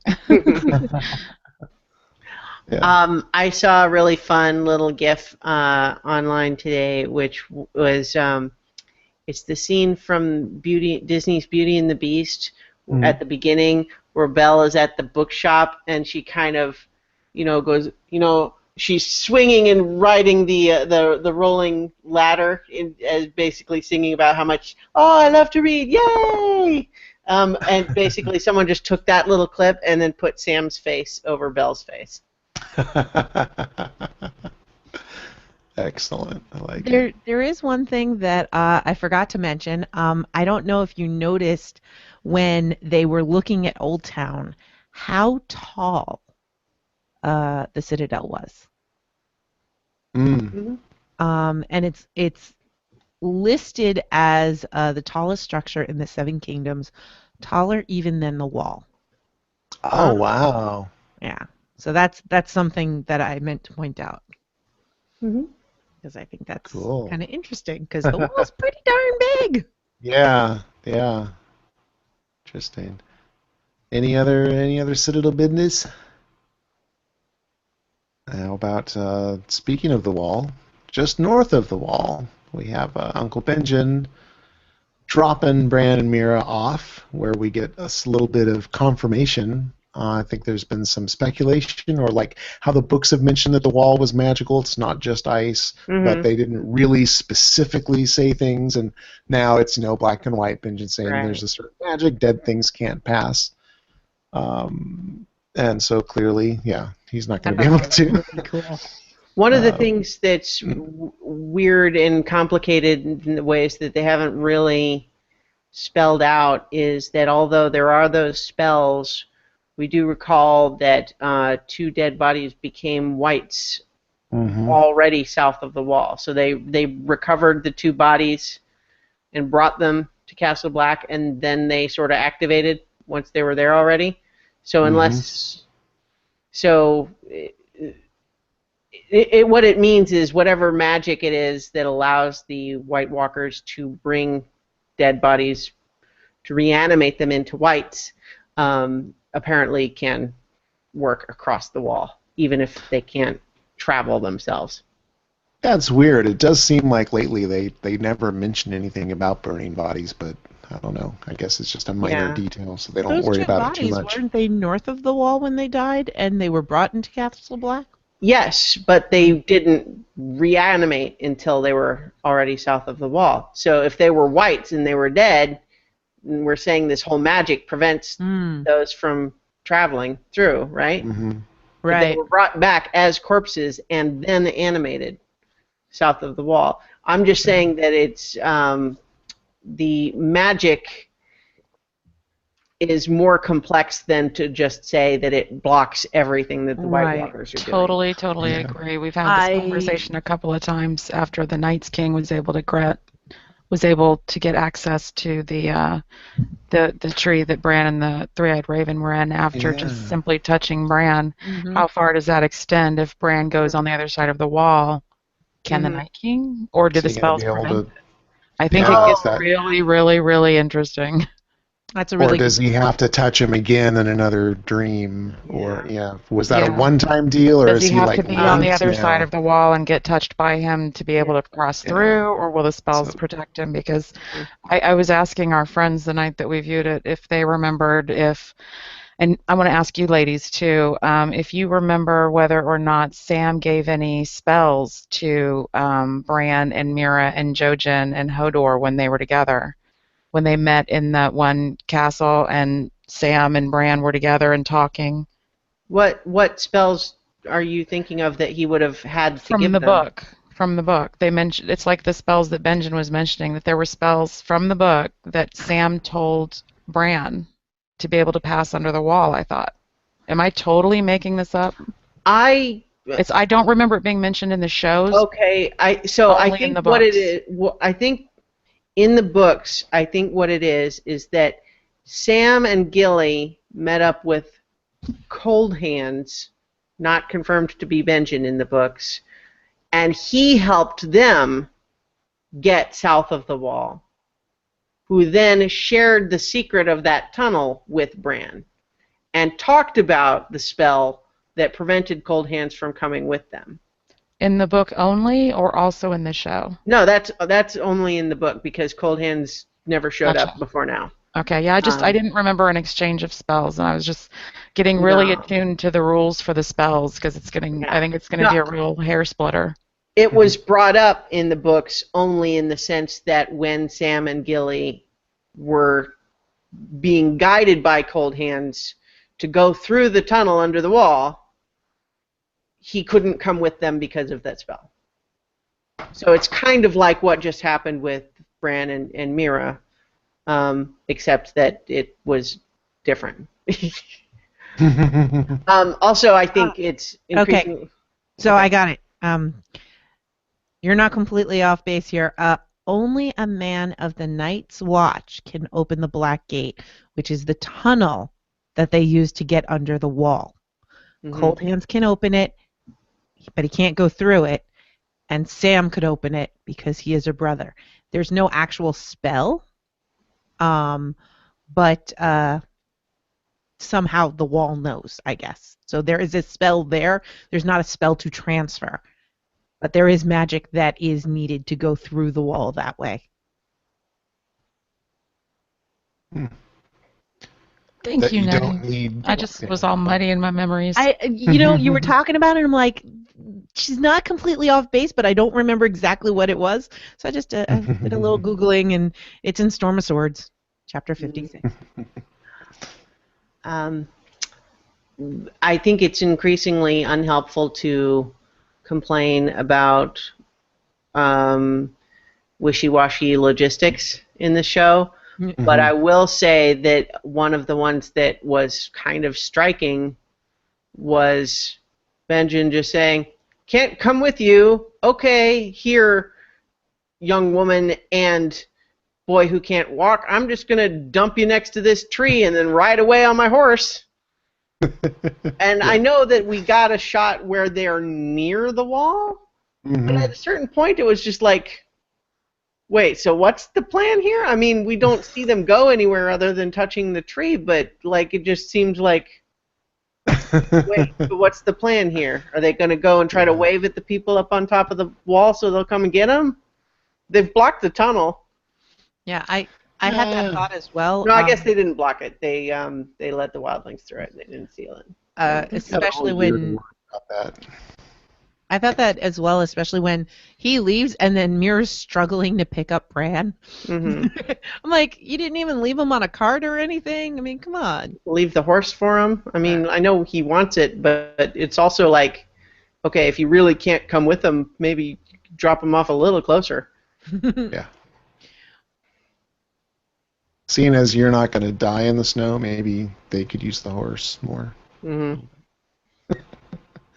So Bran, they do get dropped off at a tree. Bran finally goes back to the tower, and we get almost all the secrets. So bullshit whispering in the middle. Yeah, this is what I was going to say earlier, which is that it's kind of infuriating to have inaudible whisper happen there, especially when like they're not actually keeping any real secret. I feel like context clues and what we already know tells us. I feel like there's only one detail that is not 100% clear, and I honestly cannot think of any reason why they shouldn't just make it clear. So let's ask our resident newbie. Chooch, what did we learn? So we learned for certain that Liana is John's mother. Mm-hmm. And as far as video and audio, that's it. That's all we know for sure. We don't know who Daddy necessarily is. It strongly points to what's his name? Rhaegar. Mm-hmm. I mean, he kidnapped her. He's presumably raping her. We thought at first the screaming was him actually raping her, but no, it was giving birth. So that's where it points to. Now, go ahead.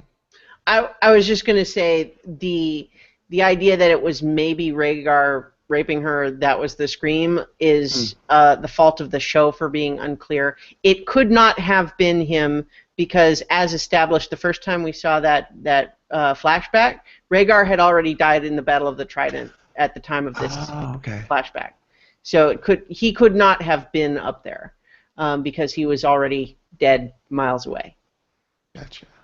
So I agree, though, that it's the show made it unclear what was happening, that the scream was, and so I don't think it was an unreasonable conclusion for you to make, given that the show didn't really hit home where Rhaegar was, other than So I was extremely frustrated that knowing that this was something that was teased in the books, and then they teased it on the show, and then this is essentially another tease, is just so frustrating. Yeah. They didn't come out and say it. So it seems it's one of those things, like kind of the Sansa writing the letter. Like, I was pretty sure it was going to Baelish, so like I'm pretty sure Baby Daddy would be Rhaegar. Now, the production crew did definitively answer it. Mm-hmm.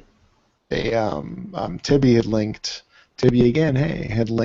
on Google Plus. Let me bring it up to this image that the production company. It's like kind of like a behind the scenes thing. Mm-hmm. Did this family tree, and it's probably too small. I would imagine. I don't know, but it's hard to read. So there's some of the lines are people who are married. Some of the lines were allies. Some is who works for who. But it has parents. And there is a line, an arrow, Rhaegar Targaryen to Jon Snow, and Lyanne Stark to Jon Snow. So it is black and white. There are the lines. That is at least what the production company has intended at this point of the filming. So, who knows what the book will do? Who knows what? I don't have the link handy, but just for completely separate from any book theorizing, if we just want to talk about clues that they've had in the show, there is, and I can find the link to put in the podcast notes or something like that, but there's a supercut video that just talks about, has like an extremely well edited sequence of every scene from the show where they talk about stuff related to who John's parents might be. And what I will suggest is that anybody who's curious about, well, what clues, what might I have missed, that sort of thing, I would urge you to watch that because it lays it out really clearly, I think. And so, like, not even just because it was speculated in the book, I'm kind of honestly a little bit, like, I forgive it because I'm so excited to have confirmation, but I'm a little bit pissed that they got coy with it right there at the end by having her whisper half of whatever she says. But what we do have for sure that she says is, his name is Whisper Whisper, and then we get confirmation that it's John, so that what we get the sense is, what other than John did she say that they felt like they needed to obscure? And then what she says is, don't tell Robert, he'll kill him. And honestly, even though they don't make it explicit, Robert super duper in love with Lyanna, what could possibly make Robert super sure to kill Lyanna's baby? Targaryen blood, because he killed all the Targaryens. Yeah. And that's made all the more clear, too, in this supercut video that it shows, like, we remember, Robert was only in part of season 1, right? And there's still like 5 scenes of him being obsessed with killing every single Targaryen he could get his hands on. And in fact, several of the ones that he already killed, he wishes he could kill again because he is that pissed at Targaryen. Yeah. So we're pretty sure we know who Jon's parents are now. There is one cracked out fan theory that I do remember. And it is that, yes, Lyanna's the mother, but Ned is still the father. I do not ascribe to this one, but I love cracked out theories because they're so much fun. Well, that one I feel like, what possible evidence could there be for it? Oh, exactly. There's no evidence. But I do want to read, there is a quote from the books, and it's from a Catelyn chapter. Whoever Jon's mother had been, Ned must have loved her fiercely, for nothing Catelyn said would persuade him to send the boy away. And that's not me subscribing to the theory, that's just, Ned's devotion to his sister. Mm-hmm. And I was very, very happy that she whispers the words, "Promise me, Ned," to him. Because all through that first book, Game of Thrones, Ned's just constantly remembering, "Promise me, Ned, promise me, Ned." And to me, that was the clue that Lyanna was his mom. Yeah.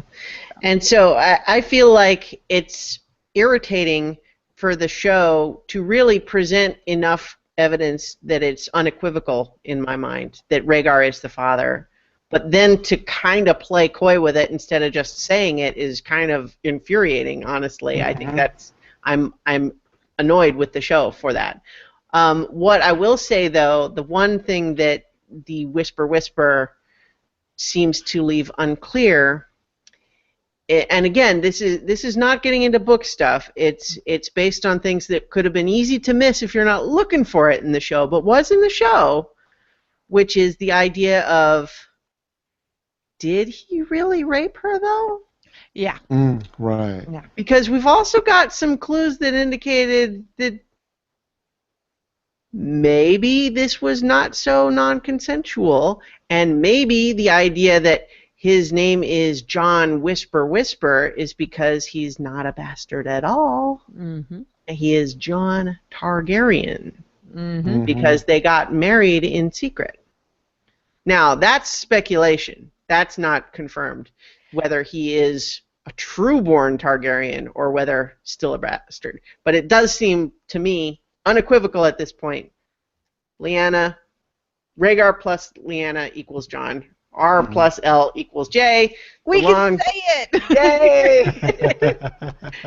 So, but wasn't that your thought, Viv, was that they were in love? You are actually... Are you going to make me say it? My secondary theory on that? No. What were you asking?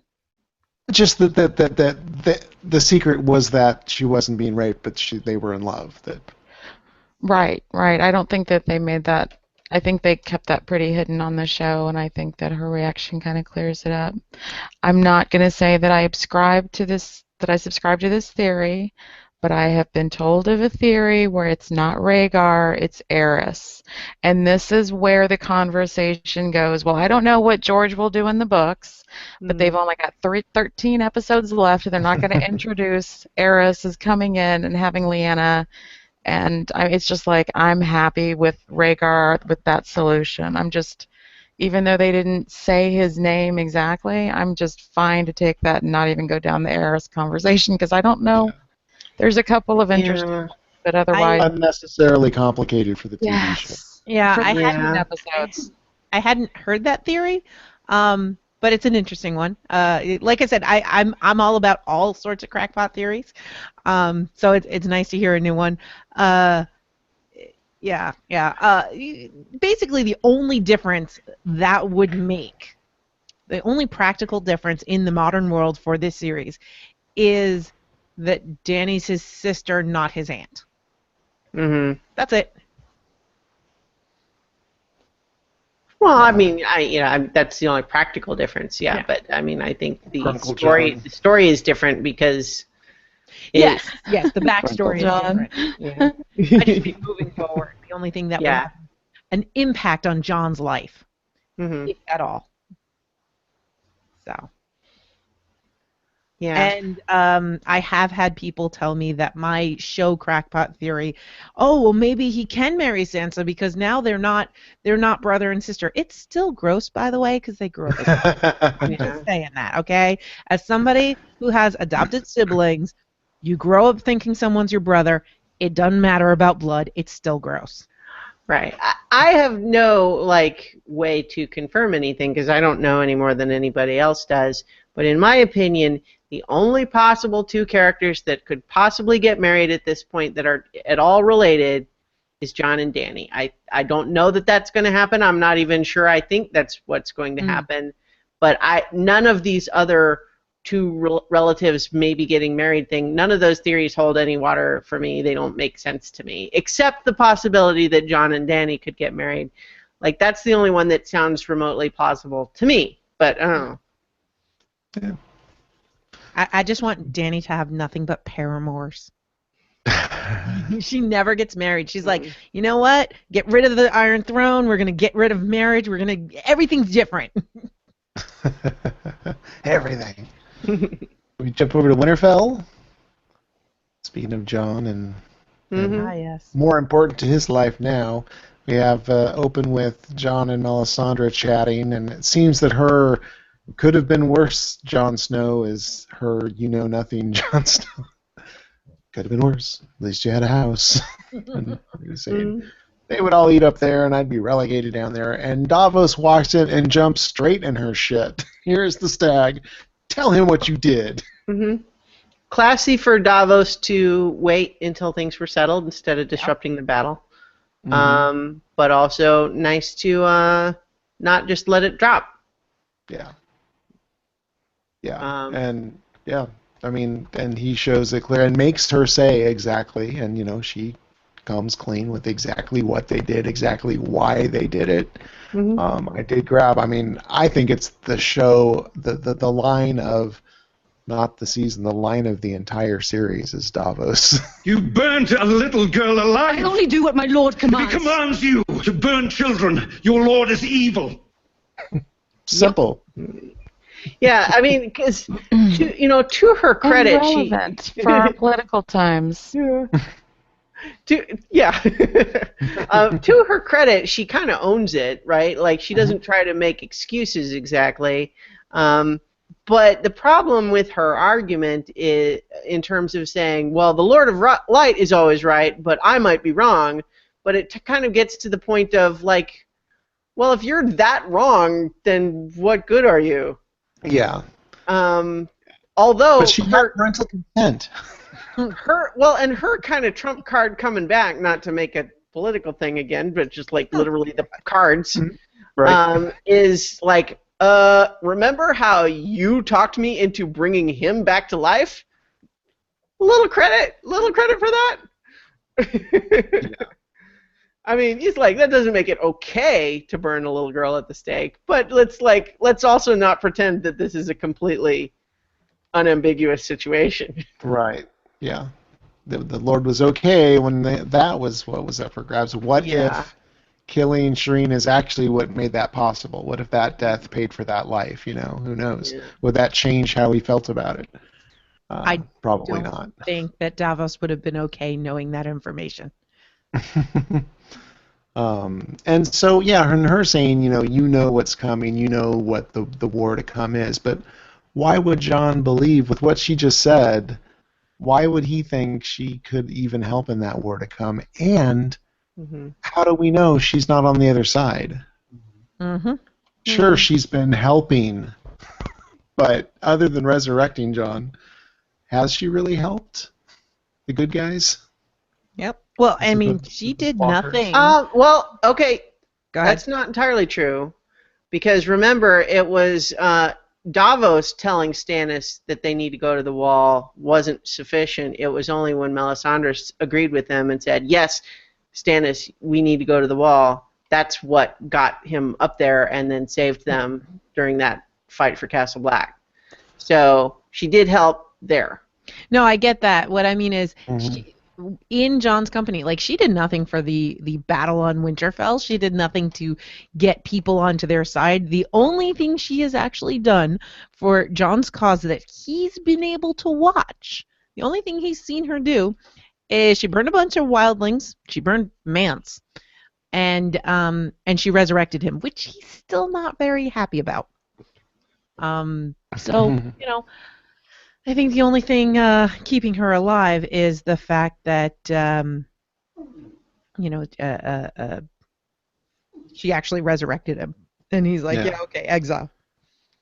Yeah, so he banishes her, and I guess so maybe she could have a role to play, so maybe we won't kill her. We'll banish her. Yeah. So Sansa and Jon make their sleeping arrangements for the night. Who should sleep where? And I'm not going to discuss it or get into it, but she apologizes and all is forgiven, and now they're moving on. Whatever, I'm over it. Yeah, I mean, this is just, it's a little bit like what we talked about earlier this season with, Arya letting herself get stabbed and then being fine. I feel like we could bend over backwards trying to make justifications that the show is not itself providing to us. But at a certain point, this is what I'm talking about as far as the show evolving, is that in exchange for the increased plot momentum and spectacle that we're getting, we're losing some of the character consistency. And I think that just as far as having realistic expectations, we're just going to have to kind of get on board that these sorts of weird character beats are going to happen sometimes. Yeah. It's just so strange that it happened this far into the series. And that it happened to coincide with running out of book content. I don't think that's a coincidence. Yeah. Yeah. And then we get the line, I saw a white raven. Father always promised, didn't he? Little nods. I thought that was really cute. Dad was always talking about that. And then we get some Baelish Sansa talk. Ugh. So this is interesting. He paints a picture. He looks back at the picture. It's always been him on the throne with Sansa at his side. And the question of the moment is, I'm sure the picture has changed over the years.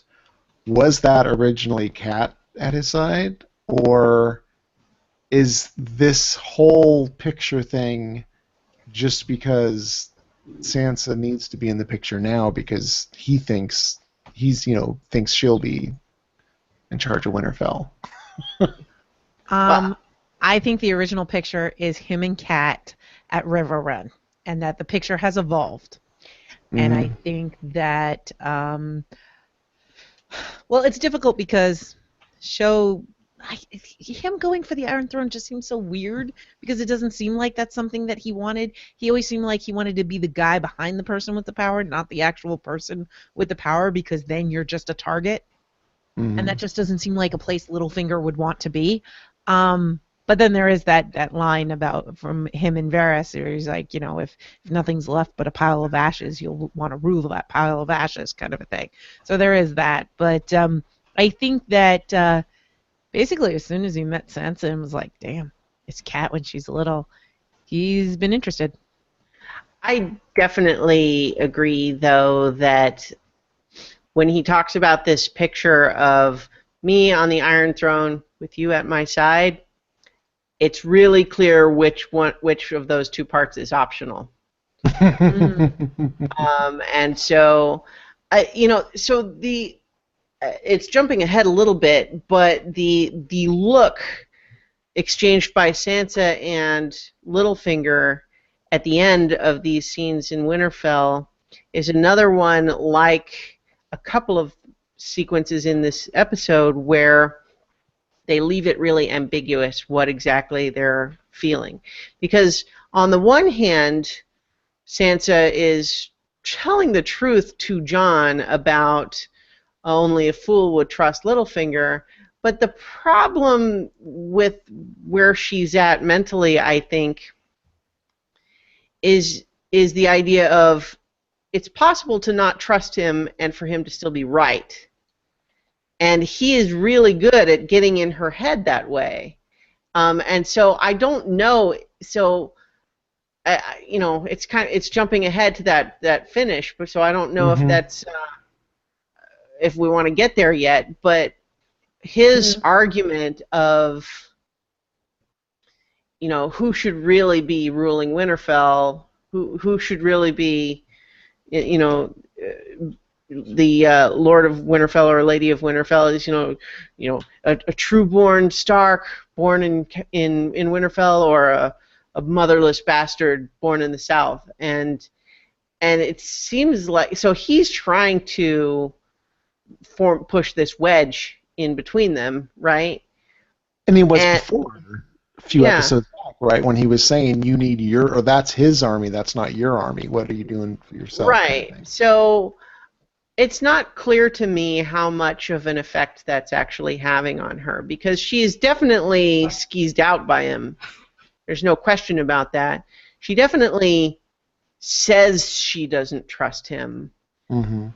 But the problem is that you get to the point where you trust him enough to do certain things, and he's good enough at this sort of stuff that give him an inch, he'll take a mile sort of thing. And so when everybody there in the Great Hall just immediately decides, okay, we're all about Jon now, and then she gives Littlefinger this look, I'm not sure what to read into that look. Is that a, ha-ha, Littlefinger, we don't need you after all because now all the northern houses are actually behind us and so you can't do anything, but maybe I'm a little bit worried that you're going to try to do something, whether I want you to or not? Or is it more of a look of, oh my gosh, you're right, he's going to take this all away from me, maybe I need your help after all? I don't know what to read into that look. They leave it ambiguous on purpose, I think. I foresee a pattern. Sansa does not want to work with Littlefinger. She is disgusted by him. And much like, you need my soldiers, no I don't. I don't need anything from you. Okay, crap, I need your soldiers. I think at this point, and in the look, she's like, nope, see, look, everything's good. Jon's going to be king in the north. It's all good. And Littlefinger's thinking, see, I told you. And she's not quite there, but I think at some point, she's going to be like, crap, you're right, Jon's pushing me out. I don't think she's there yet, but I think it'll come. I think it'll constantly be Littlefinger telling her something, she disbelieving and wanting to do her own thing, and then going back to him for help. That's my prediction. Yeah. That seems. I can't really see why Jon would push her out, especially, you know, unless he's really upset about her not mentioning Littlefinger, because I don't know if he's fronting, but I don't think that's real. This show is no longer a show where the character motivations are that complicated. I think that makes sense, yeah. I think all it'll happen for him to piss her off is if he tries to marry her off without letting her do it. That's all that it would take. You know, if he just says, oh yeah, Sansa, you're going to marry this dude because we've made an alliance, she's going to be like, excuse me? Nobody's marrying me off again. That's not happening. And I could see that happening and Jon not quite getting why that would bother her. Right. And their looks, she definitely looked to me smug. I didn't quite get with Littlefinger. He was kind of stonewalling. And then she looked really concerned. Like, the look he gave back kind of scared her. But I couldn't tell what. The read that I got on it the second time, even though I still think it's kind of ambiguous, but I did get, like what you were just saying, what my read the second time was that it was mostly a, see, we've got this without you, Littlefinger, we don't need you. But then as things, you know, escalate and everyone's king in the north, Littlefinger has kind of a look like, gonna need to do something about this, and Sansa going, uh-oh. what's that going to be? I totally agree with you, Christiana, because he had said all along that anything that doesn't make that picture in his head happen, he's not going to do. And so I think John's going to be kind of thrown under the bus a little bit by Littlefinger because he's jealous. Well, not to mention the fact that there's Cersei is doing all sorts of stuff down there in King's Landing, and so if he's looking to use chaos as a ladder, he probably heading south is really where that's going to be at right now, I think. Oh yeah. The problem is he's kind of hitched his wagon to the Vale's star, so that's going to be, that's where most of his power comes from right now. So coming up with an excuse for all of them to head south might be more complicated. Mm-hmm. Yeah. So we kind of skipped past the of course the scene stealing Lyanna Mormont, and her little speech, which of course I had to grab. But House Mormont remembers. The North remembers. We know no king, but the king in the North whose name is Stark. I don't care if he's a bastard. Ned Stark's blood runs through his veins. He's my king, from this day until his last day. Technically, Ned Stark's blood doesn't run through his veins. Right, yeah. Well, of course, they don't know that, but... Yeah. Genetically, they're way, way close than strangers. Yeah, it's still, there's relationship there, but it's just, I have to say I know that the North remembers is a thing, but just I couldn't help but be thinking, Pepperidge Farm remembers. Yep. That's simpler time. So I like the debate of what to do, and then her just calling everybody out, and the whole, you didn't come to the call, you didn't answer the call, and then she drops that. The one thing I was expecting, so then they all started cheering, and said, King in the North, Jon Snow. And after she had said her speech, I expected them to call him Jon Stark. And I'm wondering if that's just related to that. As far as the show's concerned, they don't want to bother with it because they're going to flip the script next season and reveal, now that they revealed. I don't know. Could just be that it's still complicated. Yeah. Yeah. Like because my thought is just that like they're essentially saying they're rallying again behind the King in the North, and they're saying fuck King's Landing, right?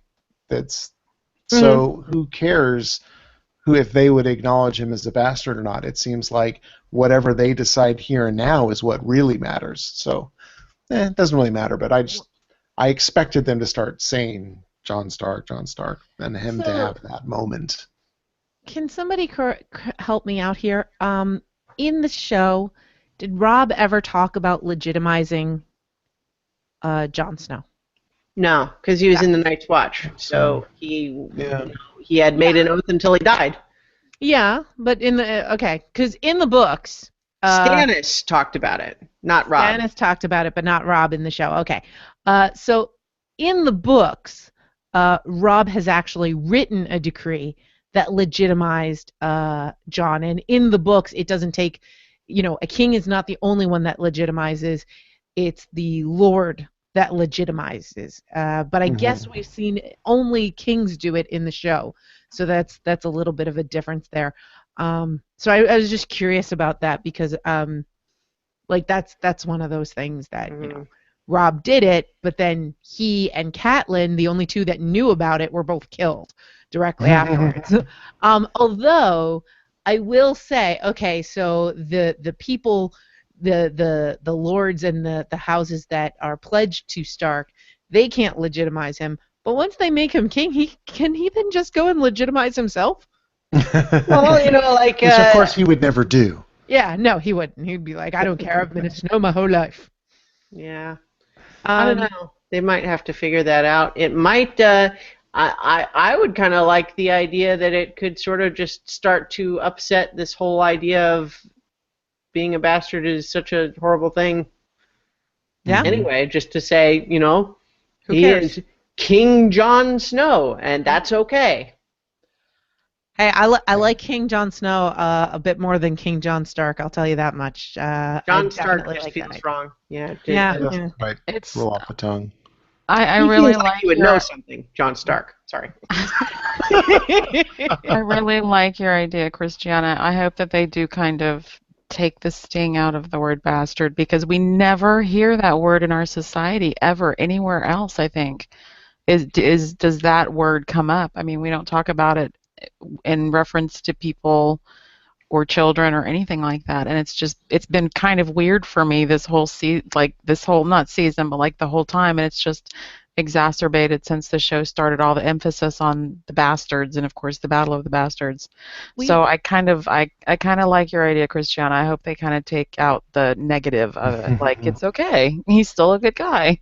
So I just have a question. We don't, that wasn't a thing? Well, I mean, maybe not so much today, but I definitely feel growing up, and I definitely heard that word growing up, and I heard that it as a very bad thing, and Right. Yeah, me too. I just meant more like in the modern day media and stuff like that. You don't come across it like we did in like the tropey shows of the 70s and the 80s. Okay, maybe this is just me personally.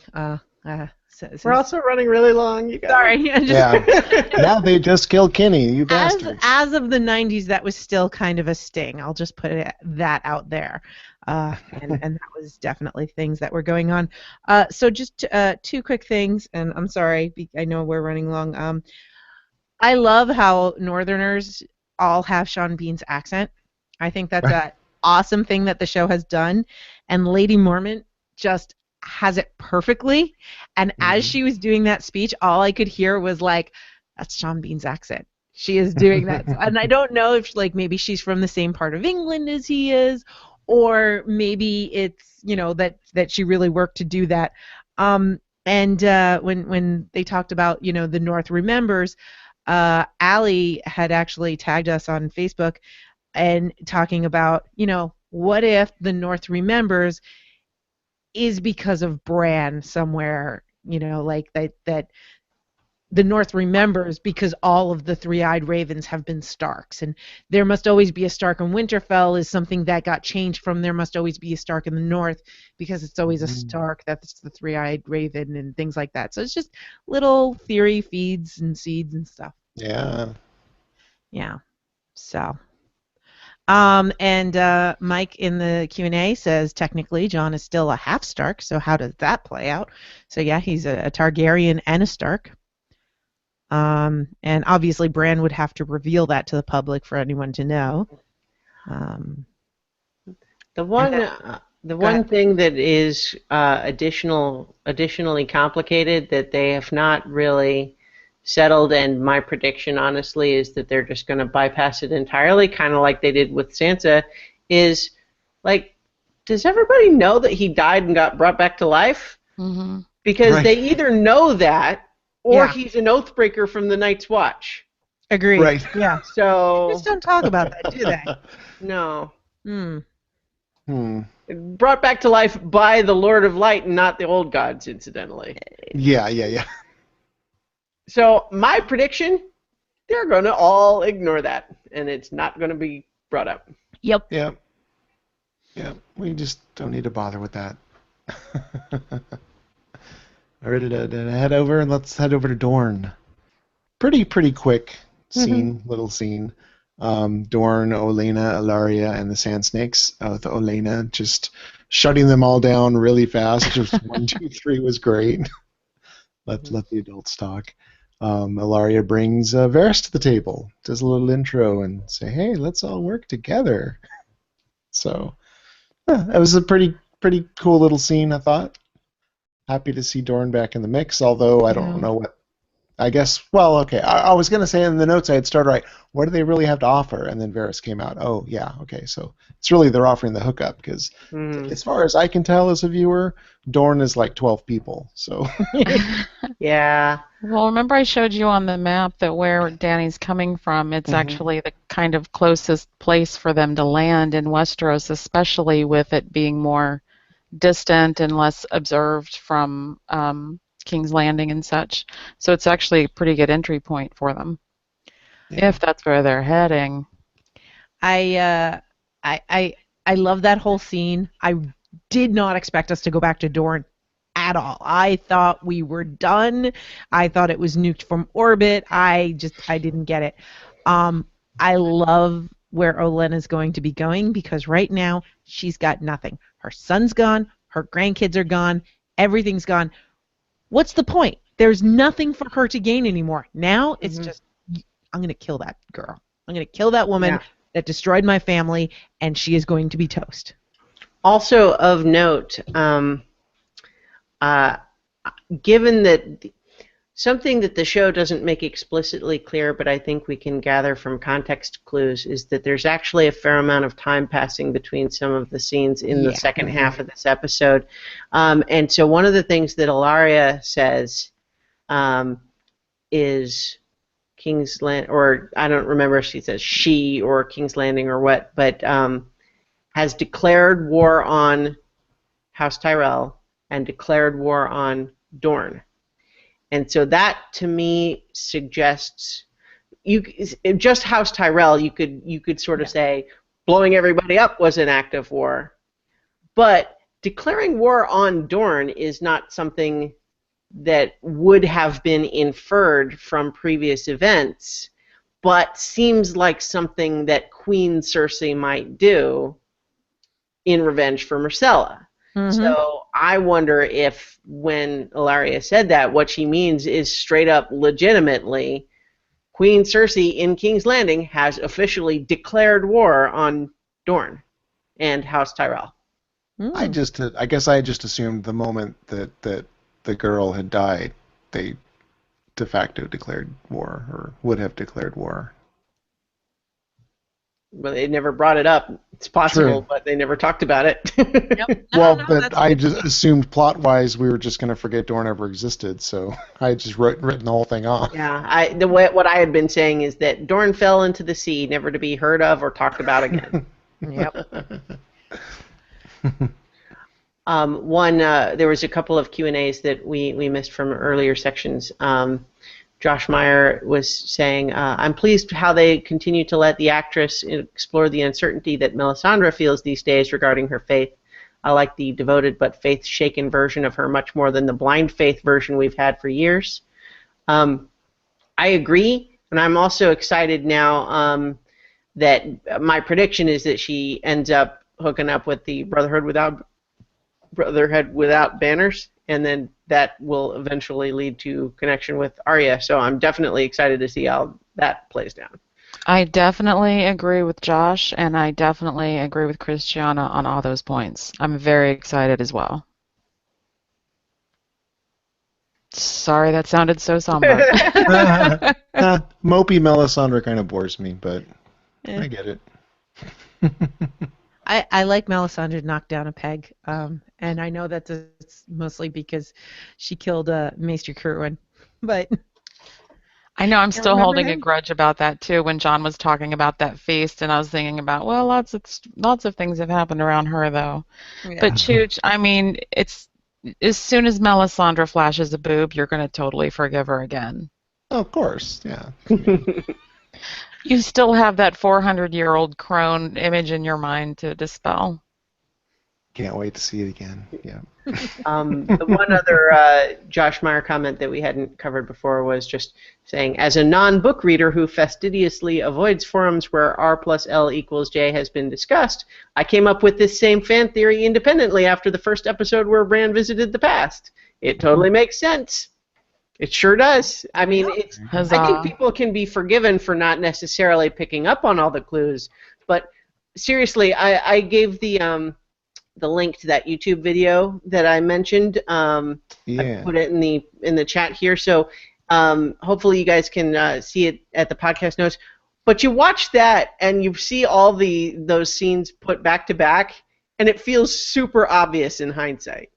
Because they really laid it on thick in a couple of places, but because it was spread out over 5 seasons. Yeah. Yeah. I had that similar situation where I was the dummy that read all the books so many times, and I never caught on about Loras and Renly.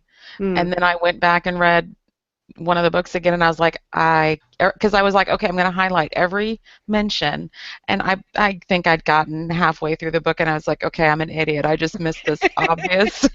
Everybody in the world caught it, and I just, because it wasn't said explicitly, they were banging. But you're not the only one. So yeah, I didn't get it either until someone mentioned it. Yeah. Good for you, I remember Josh. talking about it with Tech, and I was like, oh, and Renly and blah blah blah, and he goes, wait, what? I was like, oh yeah, Renly and Loras, they're totally a couple. He's like, wait, Renly's gay? I'm like, hello, he has the rainbow guard, and then when you go with that in mind, you can see it. But there have been so many people that didn't get it. It's one of the reasons why George said, can you kind of make it obvious? I still also think that Brendan the Blackfish is gay too, but there's been nothing to confirm that. So yeah, that's another one that's just speculation as to why he wouldn't have wanted to get married. Yeah. Let's head over to Marine with the big Dario Danny breakup. Woohoo! They have the heart to heart. Well, but you know what this means, that right? jump. You know what this means? This means that Cal can go back to Orphan Black. Yeah, I exactly. said the same thing. I said, first of all, poor Cal, because this is totally familiar territory for him. Just in time for the last season. Yep. So he's come quite a ways from, I'm the most honest person you'll ever meet. I do exactly what I want, and that's it. And he's really came a long way. Let me come with you, and I'm not a proud man. It'll be all right. I do like her mentioning renaming the Slaver's Bay to the Bay of Dragons. Yes. One Nice of my touch. favorite So much. moments. That was so wonderful. Amazing. We can't Great. call it Slaver's Bay anymore. Done. Dragon's Bay. I love it. She just renamed it. Bam. Done. Which jumps into a conversation with Tyrion and Dany, where she, how did he take the news? So he knew what was going to happen, and she names him Hand of the Queen. That was pretty badass. Yeah. I loved his whole little speech about her rekindling believing in believing in things, and also his kind of admission of it's kind of embarrassing to suddenly believe in something again. I liked that little detail, and of course, I mean, I think it's a speech that in a lesser actor's hands could have been very cheesy, but Peter Dinklage is awesome, of course. Does a great job with it, really sells it, and so I loved that. I read one commentary that was sort of trying to nitpick that he's really only had 3 conversations with her, which I think is a little unfair because that, maybe there's not been that many scenes together necessarily in the show. It's true that she left pretty shortly after he came on board there, but there's a respect so what has allowed them to build this mutual respect, even if they've had relatively little direct contact, is first of all her coming back and seeing how he's done while she was gone, and also him seeing how many people believe in her and everything she's managed to accomplish. So they don't necessarily have had to spend tons of time with each other for them to have this respect for each other, because they've seen the results of each other's work. Agreed. I also think that Dany is the type of person that sizes somebody up very quickly and decides if she's going to trust them or not. I mean, look at her and Missandei. Look at her and Grey Worm. Even look at her and Jorah, because Jorah came to her as a gift kind of a thing, and she was thinking, I'm not sure if I can trust this guy, and then he saved her from poison or whatever. She's somebody that she quickly assesses someone and decides whether or not they're going to be important to her. And she's been pretty good, she's got a pretty good track record. Yeah, she's made decisions, that were not good, but those were, ones that she didn't do because she thought that they were a good person. It wasn't somebody she trusted, like her supposed spouse and things like that. I can't remember his name. It's like his Dars Lachlan something. Yeah, I don't know. well, That guy. Lorak, something Yeah, like that that. guy. But I mean, even Dario, like she saw him, she's like, do something for me, and once he did, she's like, all right, I'm in, and so it's very in character for Danny, I think. Yeah. One thing that I thought was really interesting is in just my continuing theory about Danny's relative luck when she's doing what she's supposed to. I'm doing finger quotes with supposed to, versus when she's not. And Dario was definitely a not supposed to thing, that she gave into temptation despite the fact that him helping her as a military commander has been useful, but basically every other dalliance with him has really just been distracting her from other things she should be paying attention to.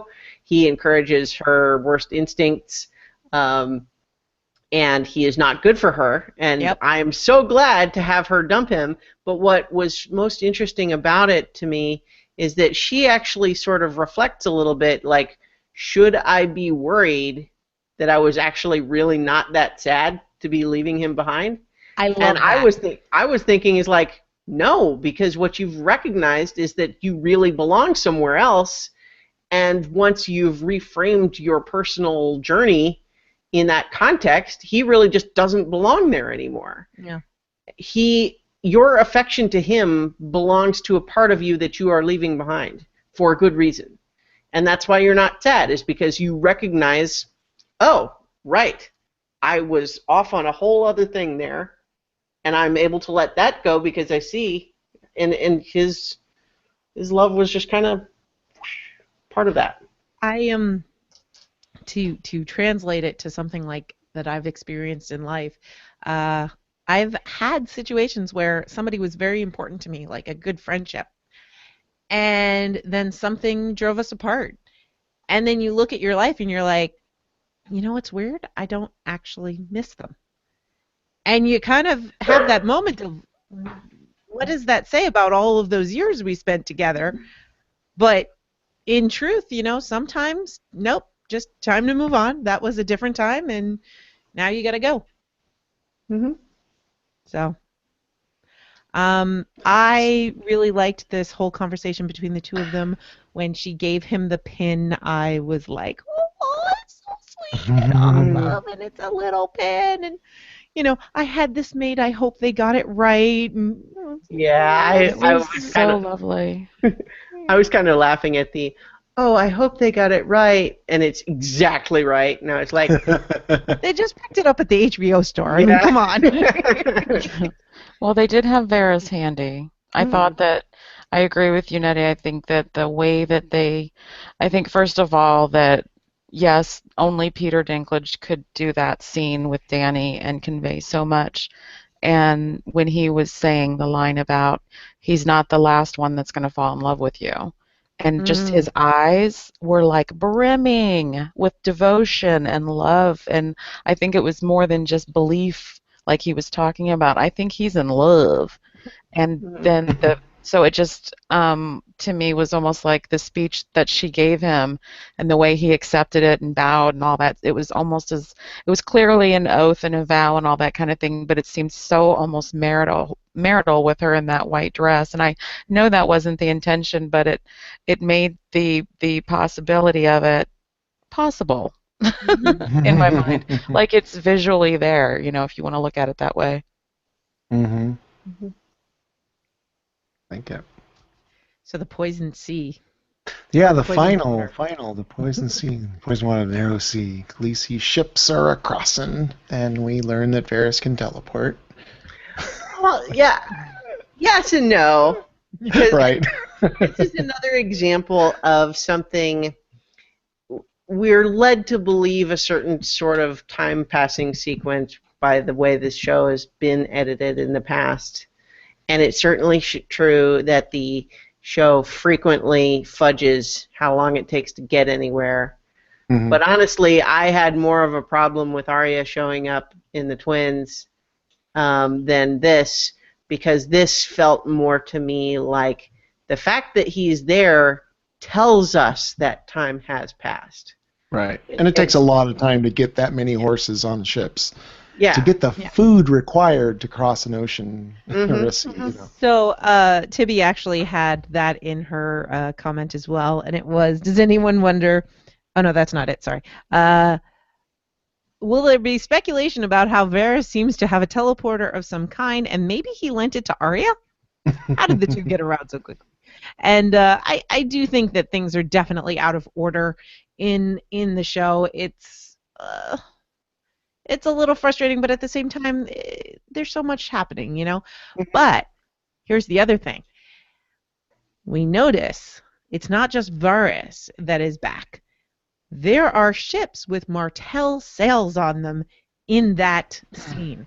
You see Kraken ships, you see Targaryen ships, and you see Martell ships. Sorry, the hell's her name?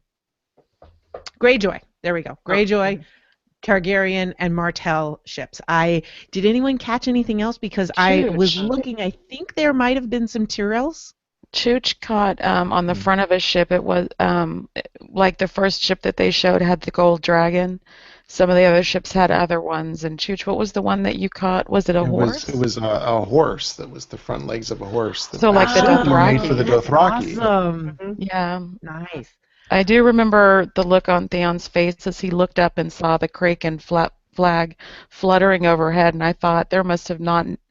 I can't imagine he's ever thought that he'd ever see that again or feel the sea, and you know, I didn't expect him to have that moment, and it was very humble and small, and it was really sweet. And as far as these things go. Yeah. That was the fade to black moment. Was the big ass fleet crossing. Yeah. To Westeros. Did anybody have that as their guess? Oh, okay. Well, let me go through them. Hang on one second. I did not open them because I did not want to spoil myself. I can tell you that wasn't mine. I definitely thought we were ending with some whites or White Walkers up in the north. That's not what happened. That was my guess. It was to be the White Walkers crossing the wall. Yeah, Night King coming through the wall with Ramsay Gunn as the main villain. I'm thinking the new focus will be the White Walkers. It's probably too early, but I'm going to go with it. Cersei has still got villain status. In fact, she leveled up. Yeah. Big time. I'm going to carefully read Viv's. Her prediction was an LS prediction, something we've had in the past. Not saying that either.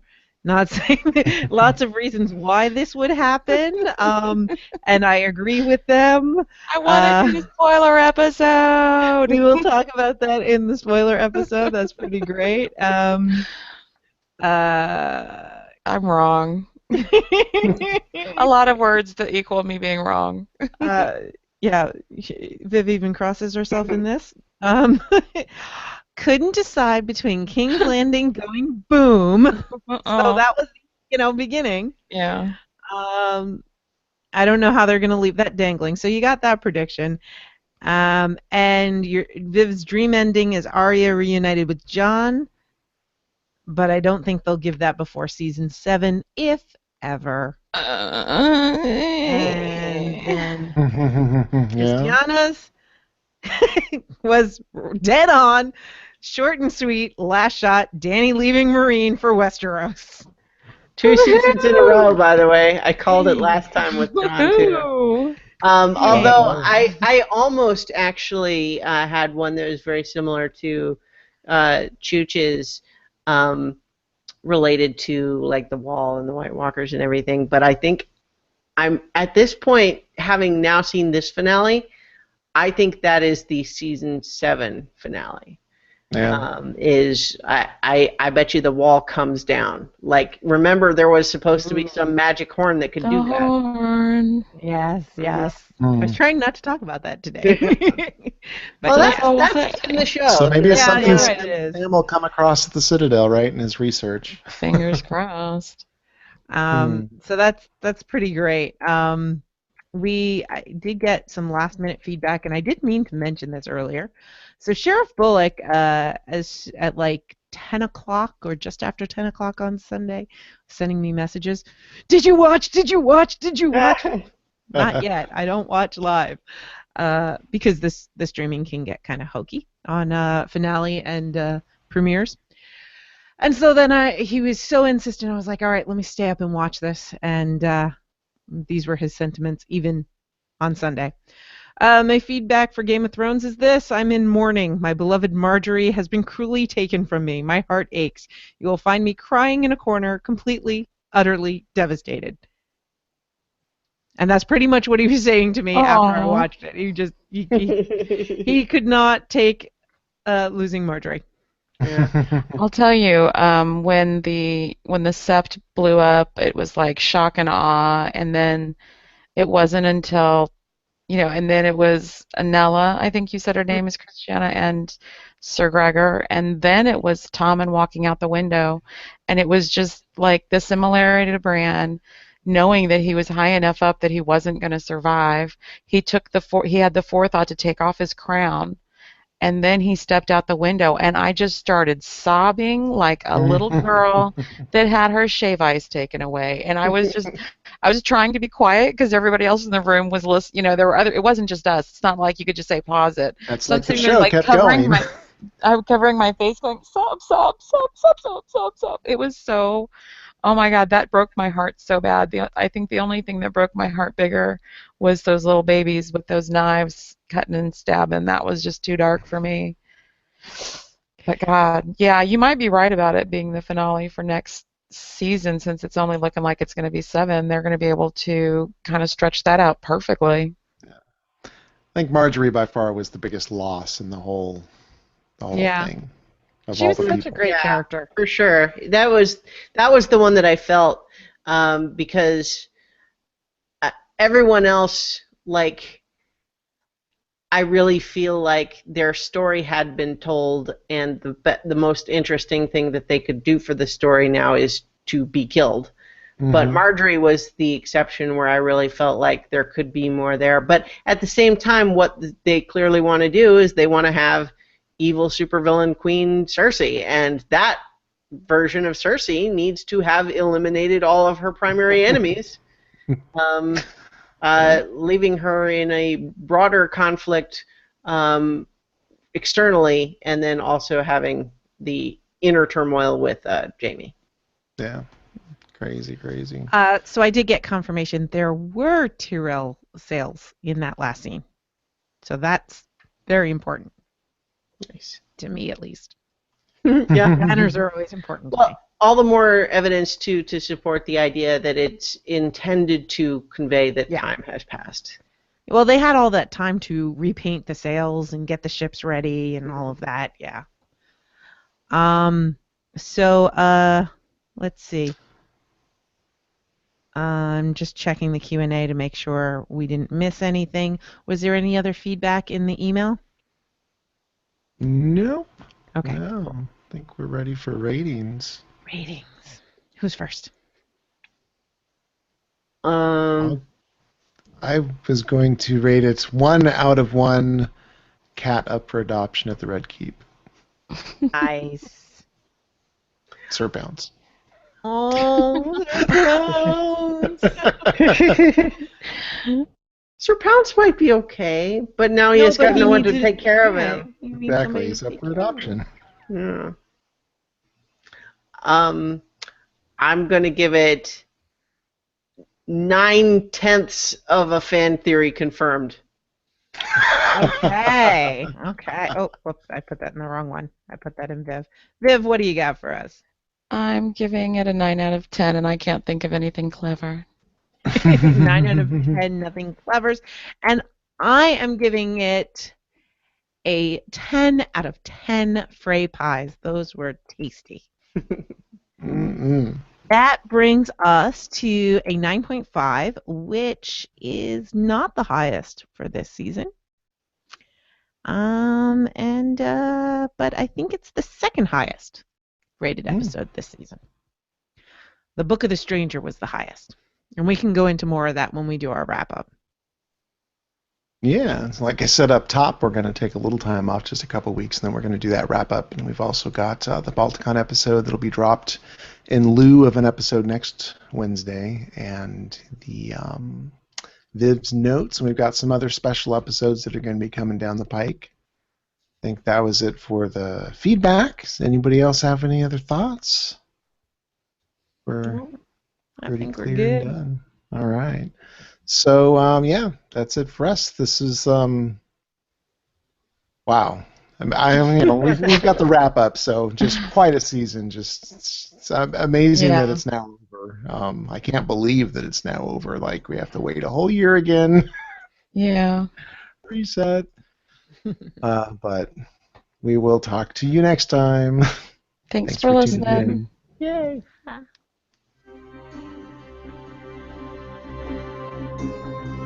If you have feedback for the Beyond the Wall podcast, you can email us at btw@specficmedia.com.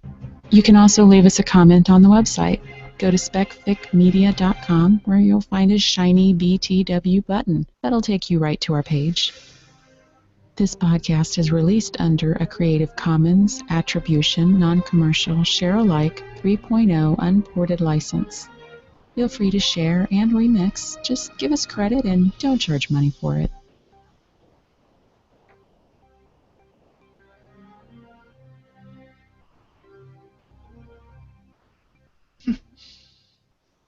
Even confessing feels good under the right circumstances.